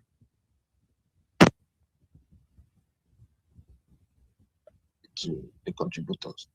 I think for me, Nigeria is no longer, I remember at the advent of democracy in the 90s, especially during Obasanjo's regime, and possibly part of but God bless his soul, Yar'Adua's regime, we were referring to our democracy as a nascent democracy. But now this is about 25 to 26 years of undisrupted democracy rule in Nigeria. We cannot be describing our democracy as a nascent democracy, but there are variables, there are factors, and there are ingredients that must be in the mix to advance and to strengthen our democracy. And one of those factors is strengthening the electoral process and strengthening party politics. Democratization of our country is not all about free and fair elections only, but having our parties, our political parties, practice true democracy that reflects the plurality and the secularity of the Nigerian state. Nigeria cannot, at this state, in our national development, in our national trajectory still be thinking about a Muslim ticket? Yes, in all honesty, in all sincerity, if our present president wants to win the elections against all odds, like he did in 2023, I use the word win in quotes, open bracket, close bracket. You all know what I mean by win the elections against all odds. He will. But let it be on record that we who understand what true democracy, true secularity means, will not keep quiet. Yes, Ariwa made a valid point that he's looking at the younger generation who may be maybe, well, let me use the word unculturized, unacculturized. They have not been opinionated. Let me use a better phrase. Okay, so but it may be a short to medium to long term project. We need from now going forward to start to drum into the ears of our political parties that 2027 mix of presidential and vice presidential running mates of all the parties must reflect the plurality of the Nigerian state. A situation whereby we feel, okay, because a particular president or a particular candidate can win at all costs, can win because he has everything at his whims and practices and whims and caprices, is a very dangerous trend Nigeria is taking. Yes, you win and getting there. But what does it portray to the outside world, to advanced democracies, to other countries of the world? How would they view Nigeria? Nigeria is a state that has north and south, Christians and Muslims. And of course, I'm talking about the major blocks. Yes, we have the minorities, we have minority religions and all that. I'm talking about the major religions and the two, and the northern and southern divide. So we must start at this point to start creating the conscientization, to start sensitizing, to start speaking to the consciences of our party leaders, both the ADC, both the APC, both the PDP, whether it's Labour Party, whether the minor parties, that for any party that is presenting a presidential ticket or a presidential mix, there must be that reflection of the of the Christian and Muslim mix. Yes, you can decide, for instance, to go politically correct about it and say, okay, even if I present a Muslim ticket, I'm going to win. But let it be on record that the civil society, who are still the last bastions of conscience of the society, speak up at a time like this. We cannot continue to keep quiet and believe everything is okay in Nigeria and continue to fan these embers of that sentiment that yes, a nothing ticket can, a Muslim ticket can fly. It is what we have right now, but is it the best? And then we should not hide under religious sentiments. We shouldn't hide under religious fanaticism or religious correctness and say, okay, fine, it can fly, it's okay, and allow this to slide. Whatever be the case, posterity and history will be kind to those who stood on the path of the moral conscience. And posterity and history will also remember those who decide to turn a deaf ear and turn a blind eye to these particular melees. It may seem right now. It may seem that it has lead right now. It went through. It's so true. Oh, fine. But Tinubu must be told, APC must be called out. We must keep calling them out that, yes, in 2027, they are viable, credible, northern Christians that can pick up. Why must it be a Muslim from the north? This is just like a slap on the face on the plurality and democracy that we're trying to build and protect in Nigeria. I'm saying this now because we are the young generation, and whatever our older generation or whatever the older generation are doing right now that we are frowning out, we must, at the younger generation, as a bridge. Some of us are in our 30s, I'm in my 40s, for instance, and some of us here on this space may be in our 50s, but I still consider ourselves a bridge between the older and the younger generation. So if the older generation has lost it, should our generation also lose it? Their generation, I'm sorry to say it, that's my father's generation. My father is in his 80s. Some of us here, our fathers may be in our 60s, 70s, and 80s. But with all due respect, the older generation has failed Nigeria. Was this the generation that the Southerner bequeathed to us? Was this the generation that the likes of Zeke bequeathed to us? So was this the type of Nigeria that the Southerner, the likes of Zeke, all our nationalists bequeathed to us? So we must, at this stage, begin to rewrite what true nationalism means. A patriotic Nigerian is a Nigerian that is detribalized. A patriotic Nigerian is a Nigerian who sees what is good and calls it good, and see what is bad and calls it bad. So, ladies and gentlemen, as I yield the mic, I want to call on everybody here who is a lover of good conscience, who is a lover of Nigeria, to start drumming to the political parties going towards 2027 election that they must pick a mix that reflects the plurality and secularity of Nigeria. Thank you very much. All right, thank you very much, Mr. Kevin. Please, for the next speaker, if I raise my hand, it's just an indication that one should start rounding up. But very good speech. I really enjoyed listening to your speech. Some of us are not that young, in as much as we are hosting spaces and we have carried everybody along. Some of us are not what you would term young Nigerians, right? But I believe everybody, all hands must be on deck to see what we can do to rescue this great country. But you said something, and I wanted to ask a question. I think because throughout this conversation, we've always moved the conversation towards the North Muslim would not allow because they have the numbers, or it's very important for the non-Muslim to look at the Christian Muslims and carry them along. And I do not think, maybe Mr. Baiki said anything because I wasn't able to hear him. Nobody thought about Shettima's competence. Why? It's not about him being a Muslim, or it's not about him being from Kanuri. It's not about him being from Borno. I've not had anybody talk about. Listen, the reason we must, I think, Bola Ahmed Tinubu should keep Shettima is because this man is good at what he's doing. If you look back in this, so I've not had that side of the conversation, right? Oh, I don't know if that makes sense to anybody, because nobody ever thought about that. Mr. Baiki, please, if anybody can explain to me if Mr. Baiki had touched it, right? So we were all discussing about how he's a Muslim, how he's from the Kanuri tribe, how he's from Borno State, and why the Muslims have the numbers in the north. Nobody touched about how this man, how well this man have done as a vice president, why he should be retained. Hello? Is there something I'm missing?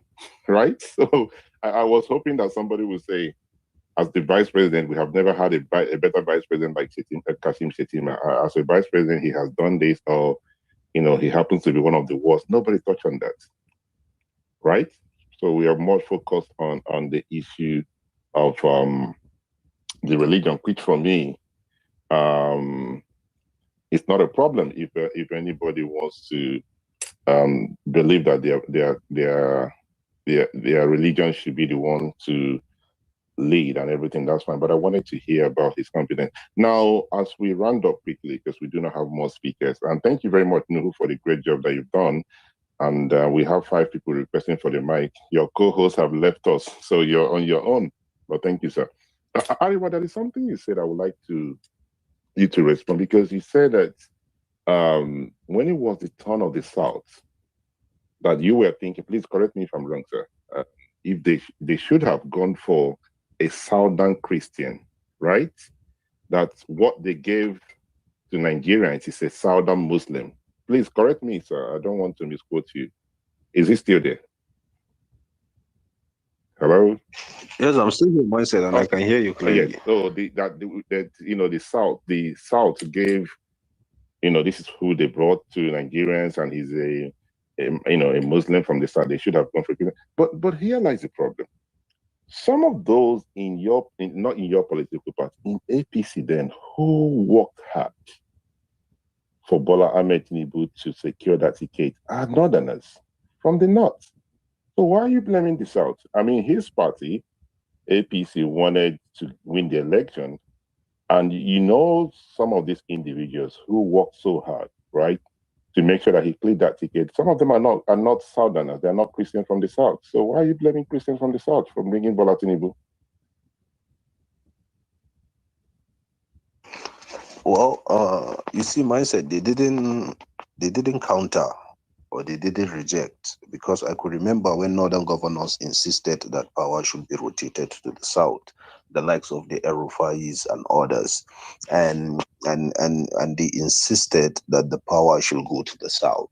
And the northern governors and some major northerners looked at some of the permutations and decided to pinch their tent with Bola Ahmed Tinubu. In the course of this conversation, mindset, there is something we haven't really hit on it much regarding the conversation. You see, the problem in Nigeria does not just boils down to religion.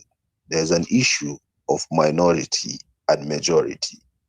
If you zone the presidency to the south, it is obvious that you can either have a Yoruba or probably an Igbo, and no mention of minority. I think since we returned to democracy in 1999, only Goodluck Jonathan, and we knew how he even managed to become the president. So it was obvious that the Yorubas were going to present the candidate, because in the APC, the Igbos does not have a strong base in the APC, because they kind of revolt against the APC in some way. So they didn't have a strong base. It was obvious that a Yoruba candidate was coming, and the northern governors who were already leaving offices as of then felt like, okay, I think we can pitch our tent with Bola Ahmed Tinubu because he looks more realistic to emerge than Osibanjo and the others. So they did what they had to do from their own part, but they didn't single-handedly decide who emerges from there, because what was expected was that the Southerners would have their own arrangement and bring somebody forward, because that was literally what happened with Kashim Shettima. There were other people who wanted to be vice president, a good number of them, but it was agreed within here in the north without it, and some had south who wished to influence for them to become the vice president. But it was agreed here among the northerners, and they settled for Kashim Shettima. So you see, the northerners have their own. It was at their own discretion, at their own right, as their own interest as well, because most of them were second-time governors. They were hoping to be ministers and get appointment or get this and that. So they pitched their tent with Tinubu. If the Southerners have presented a unanimous candidate in the convention, or a consensus candidate rather in the convention, then they wouldn't even have a say in deciding who to pick. It will be decided. They will just have to put their weight behind that candidate. So the Northerners just did what politicians were supposed to do, but the bulk of the work was in the hands of the Southerners, and it is what it is. I yield. Okay, just to come in here, it's not. It wasn't a South. You see, it wasn't a Southern thing, right? It's an APC thing, right? Because a lot of people always say APC gave their ticket to the South. No, that's not what happened. There was somebody else who is from the North, who happened to be the former Senate President Ahmed Lawan. He contested. So when people make this argument, oh, APC in 2023 gave their ticket to the South, that's not the truth. That's not the truth, right? So if you remember Abdullahi Adamu, the former governor of Nasarawa State, he came out prior to the convention. He said that the presidency, the late Buhari has decided on two candidates, Osibajo or Ahmed Adamu, right? Sorry, Ahmed Lawan, I apologize, Ahmed Lawan. So the North played a role in bringing Bola Tinubu up. The North played a role. It's not the Southerners that only chose him, because you have somebody there, right, who is a Northerner, but the North did not vote for their own. So they decided, with the help of, you know who, I just don't want to mention names here, right? And they made him the candidate. Now, the person everyone thought would have gotten that ticket In as much as people did not believe he would have gotten that ticket, it's Chibika Mechi or Chibago, not Tinubu. Not a lot of people believe Tinubu, but the Northerners made sure that they backed him up. So when you make this argument that it was opportunity, it was the time of the South to present candidate. If you believe it was the time of the South, there's no way Ahmed Lawan should have been there. As a matter of fact, some persons who were supposed to vote for Bola Tinubu decided to vote for Ahmed Lawan, which is a story for another day, right? But I'm digressing from the topic now, so let's go back to the topic because I can see people raising their hands. Ariwa, please go ahead. You see, mindset, there's always people who want to game the system, or people who wish to try something, or people who wish to have a better bargaining position in terms of the government, or in terms of appointment, or what have you. Everybody who knew what was happening then at APC knew that there is a major problem, and the major problem was that the ticket was going to the South. I told you, I've mentioned this before, and I will see it again.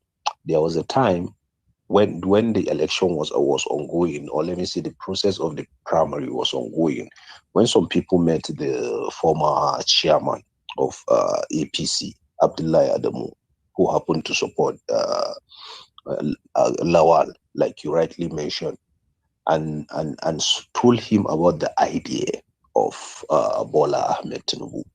The first question is he asked them, and they couldn't answer that question, was who is going to be his deputy? Because he knew that if this is what is coming to the north, if this is what you guys want to present from the South, then it is automatically going to be a Muslim ticket, because there's no way that you will bring a northern Christian and merge with a southern Muslim and then win an election with an Atiku Abubakar in the opposition. So it was seen, or let me say, Abdullah Adamu in his own wisdom saw what is unfolding now, because he knew that this could be a problem, and everything that is happening now is because of the Muslim ticket. We know for a fact that this is why it is happening. So he felt like, if this is what you guys are trying to do, then I would rather support my own candidate too, because I'll have to do something to stop this. But it was a popular opinion and a general agreement that the presidency was going to the South. But yes, some Northerners decided to revolt on their own part and, try to do a thing of two, but they were powerless because it was decided already. I yield. Okay, I don't want to turn the conversation into something else, but when people make this argument, it's always important that we balance it with facts, right? The Northerners helped in making Bola Tinubu the president, because they helped him to get the tickets, right? If they truly don't want him, as a Muslim from the South, there are other candidates. You have Yemi Osinbajo, you have Tibi Kamek, you have Emeka Wajuba, you have Rota Sokorocha. There's quite a number of them, but the Northerners decided to vote for who they believed in, right? So they played their own part. Mr. Kevin, I do not want us to dwell on this particular topic, so I'm not sure what it's regarding. I appreciate the narrative of Arewa, and of course, myself, you're trying to also straighten the facts. The information is power, and the truth remains that at the grounds of that convention, the North have the privilege right now, have the advantage of numbers in terms of whether you talk about delegates at any convention, or you talk about voting power on the floor of the national legislative chambers, upper and lower legislative chambers, red and green chambers. So if at that particular moment in time, the North looked towards the South, of course, APC wanted to zone their presidential ticket to the South. If the North, with their numbers, had tilted and moved en masse in volumes towards Osinbajo, what we're talking about now would be a different story. We would have had a Christian APC presidential candidate, and the North would easily pick a Muslim northern running mate to match it. And of course, what we're talking about in Nigeria may have been a different case. So I'm talking about conscientizing the North with their volumes of voting power as delegates, as senators, and House of Representatives members. Yes, we are looking up to you people. In all honesty, we're looking up to you people because you would dictate the tone of policy in Nigeria. It's an advantage God or the system has placed on your hands. So use that advantage for the advancement of Nigeria.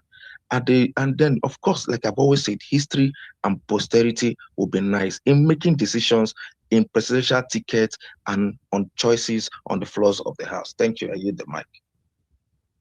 Okay, thank you very much. Respectfully, Mr. Kevin, I'm going to disagree with you. The North don't really have all the power to make somebody president, right? Doing it is, saying this now means other Nigerians don't really matter. Okay, if you go back to 2011, Goodluck Jonathan did not win the North, right? And he was able to win the election. So yes, they have their numbers, but it doesn't mean that the South, if the South were to come together and, figure out whatever they can get from the Middle Belt or the North Central, as it's called, they cannot get the numbers. I don't think it's fair to Southerners to say the North decide who become president, sir. Right, but that's my opinion. Mr. Baiki, go ahead, sir. Thank you very much, man. You see, the issue of the North, while the South plays politics on the surface, the North is deep. I'm a Northerner, and even Atiku should emerge, I'm going to support him. And Arewa will support me for supporting him. And the man who has not been to classroom A will have an understanding of it is Atiku. So you see, our people are better prepared because you see, our system of governance, even if you look at the traditional institutions, it makes the North very united, better organized. That is why anybody wants to be a president in Nigeria, he goes to the Sultan of Sokoto, Emir of Kano, before he even comes for campaigns. But you rarely find a candidate going to see Ulu of Wari before he can be going on, or going to see Oba Obinino. It's always as a second lesson. But for the North, the first thing these politicians do is to go and see this Emir. There is a system. There is a system in the North that directs our thoughts, and that system has been implanted in us through our traditional institutions, which the South doesn't really have. Thank you very much, Minister.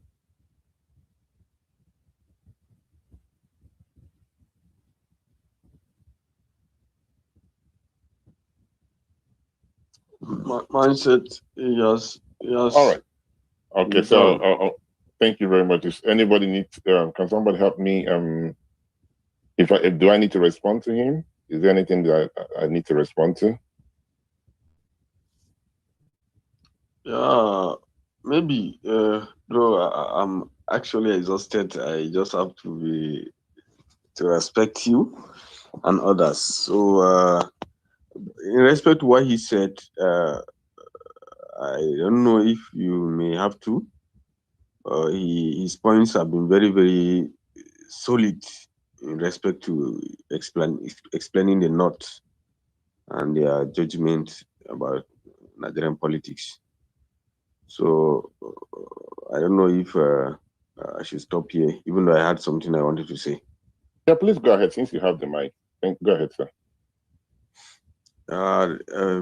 You see the aspect, maybe somebody like is it Ugori? Sometimes we don't see politics from the lens of other aspects of life. We're calling for justice, fairness. These things doesn't exist anywhere in any aspect of life. This life there is no justice anywhere. Nobody cares about anybody. This life is very cruel. I think sometimes, like my senior brother here, Kairi Abdullah said, we don't. You accept your fate sometime, and instead of crying be bold, stand and hope. So I think that's the best thing we should do. Politics is not fair. Life is not fair. Donald Trump can enter Nigeria, and so even though it appears we've completely shifted from the topic, but please, I want us to face life the way it is, and not,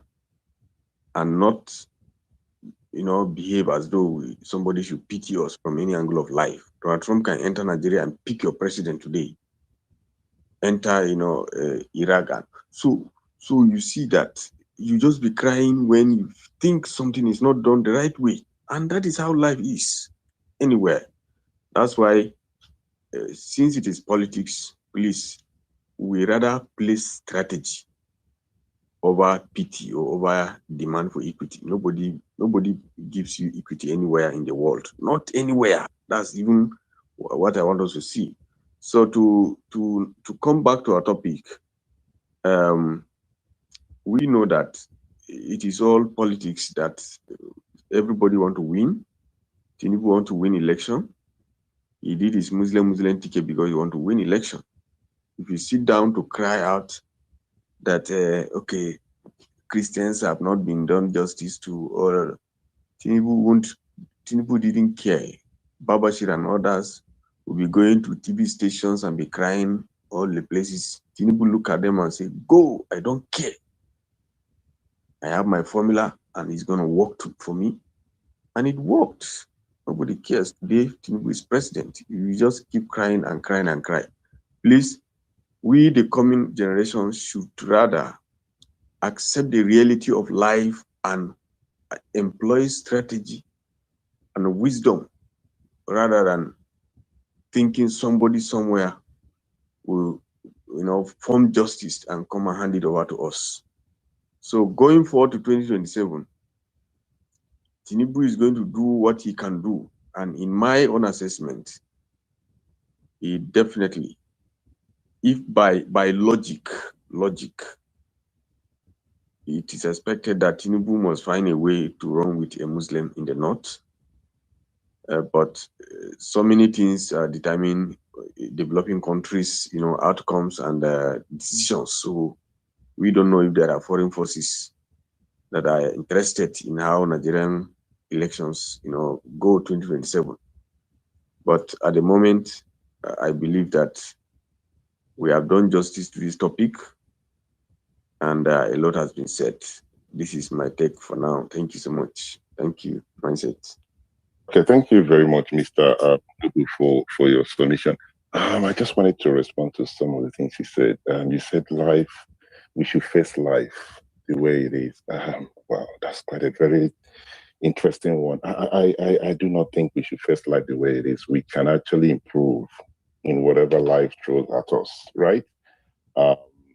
There's this thing I like to, I usually say to people when we talk about life not being fair and everything. Life, it's not a bed of roses.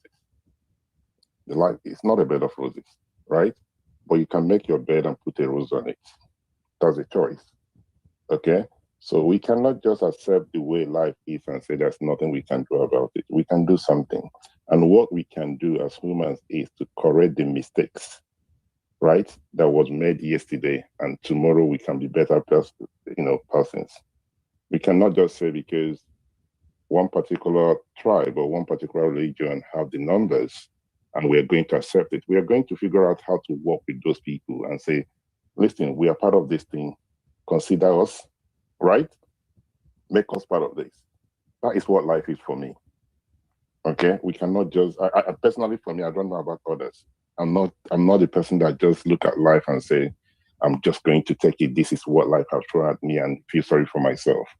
Okay, if you go back to 1998, when PDP was formed, Mr. Bike is here, so he can actually speak more on this. Unfortunately, I'm not able to hear him. The person that won the election in 1993 was Abiola, but something happened, right, when PDP was formed and all these things, right? The consideration has to be given to the Southwest because of Abiola. Okay? If you followed what happened, it was meant to be Alex Ekweme and everything, but quite a number of persons said no. If we look at what has happened, somebody from the Southwest won this election in 1993. It's good for us to compass, to carry them along. That is life. If the Southwest have folded their hands and say no, we probably would have had somebody called Alex Ekweme as the president. So one cannot just fold their hands and say life happens, there's nothing we can do about it. But I do understand your position, and this is my own opinion. No, you raise your hand. I'm not sure if you want to respond, sir. Yeah, so that it shouldn't be like I'm cruel, maybe all these Machiavelli and students. So I just want to clarify that in as much as there are idealists, there are people who believe justice beautiful, but it's good to prepare for either, so that whatever the society offers you, you are prepared already. But honestly, most times realists have always had a better outcomes in their approach, in their endeavor. So I just said that so that in the event, most times, even the justice especially in politics, that we think some people had, most times they actually strategized. They put themselves, not necessarily that somebody somewhere, orchestrated the justice. Somebody within, place himself in the position to take advantage of, the perceived justice. So I want us to always have that in mind, so that there are times when we conclude that justice is not done to us, but in a real sense, we did not even prepare for the justice. So sometimes, those incidents comes, and I believe that we can do better, so that we don't complain too much when we have not done enough. Thank you. All right. Thank you very much, Mr. Nuhu. I think if I continue to respond to you, then you would move us away from the topic. But I do understand where you are coming from. But my point still remains that, be it in politics, be it in our normal day-to-day life, like we should as a people, continue to thrive, right? Let's not just say this is the way things were meant to be and we are just going to accept it. Personally, for me, I think we can do better. In politics, if somebody tells you you do not have any pathway and you said, okay, you concede, tomorrow you continue to concede. All you need to do is strategize, see how you can work with others and see if you're able to get, the ticket, or you're able to win the election. You cannot just say, somebody said to you, no, I do not think you're going to make a good president. You say, one thing, yes, I think so. You throw in the towel. That is one thing that Bola Tinubu did in 2023. When people believe that he's, with all the things that happened, people say your elections were rigged. Yes, even the elections were rigged. Why didn't you stop him from rigging the election? Right? So I'm not here to say it's good to rig election, but he was in a very tight corner. He didn't say life has happened. APC weren't going to give him that ticket. Forget about this thing people say APC. No, he was very clear to the blind that he was not the candidate for them. When you have the APC chairman Abdullahi Adamu making it very clear to that they weren't going to support him, but he didn't say life has happened to me. He managed to discuss with quite a number of persons, and one person that really helped him is the former governor of Kaduna State, that's El-Rufai. Because the Kaduna State delegates were meant to go to Kibika and Eki, but before you know it, they were, El-Rufai said the people have spoken. We are going with whoever the people chose. So politics is not a game of emotion, it's a game of numbers and strategy. Do not feel sorry for yourself. Go out there and continue to thrive, continue to support your candidate, and hopefully, you never know, right? So I must thank yourself, Mr. Nuhu, for co-hosting the space today. Ariwa, thank you for coming on the platform. Mr. Baiki, unfortunately, you're not able to hear me, but thank you very much for your wonderful submission. That a lot of people have helped me to understand what you said. And engineer, thank you very much, sir. Mr. Kelvin, thank you, sir, for coming on the platform. Ayodele, I must appreciate you, and every other person that has contributed on the comment section and everything. You know, this is a platform that we discuss anything that has to do with politics. Yes, I know some people sometimes do not feel comfortable. They always feel that the topic itself is not necessary. There are reasons why I discuss things, okay? And I will continue to discuss topic I believe matters to me and my audience. And for any reason that you join the platform, you're not comfortable with the topic, please, with respect, you can just leave without insulting myself or those on the speaker session that we are just wasting our time and we're not discussing something you want us to discuss. All right? On that note, I want to thank everybody and hope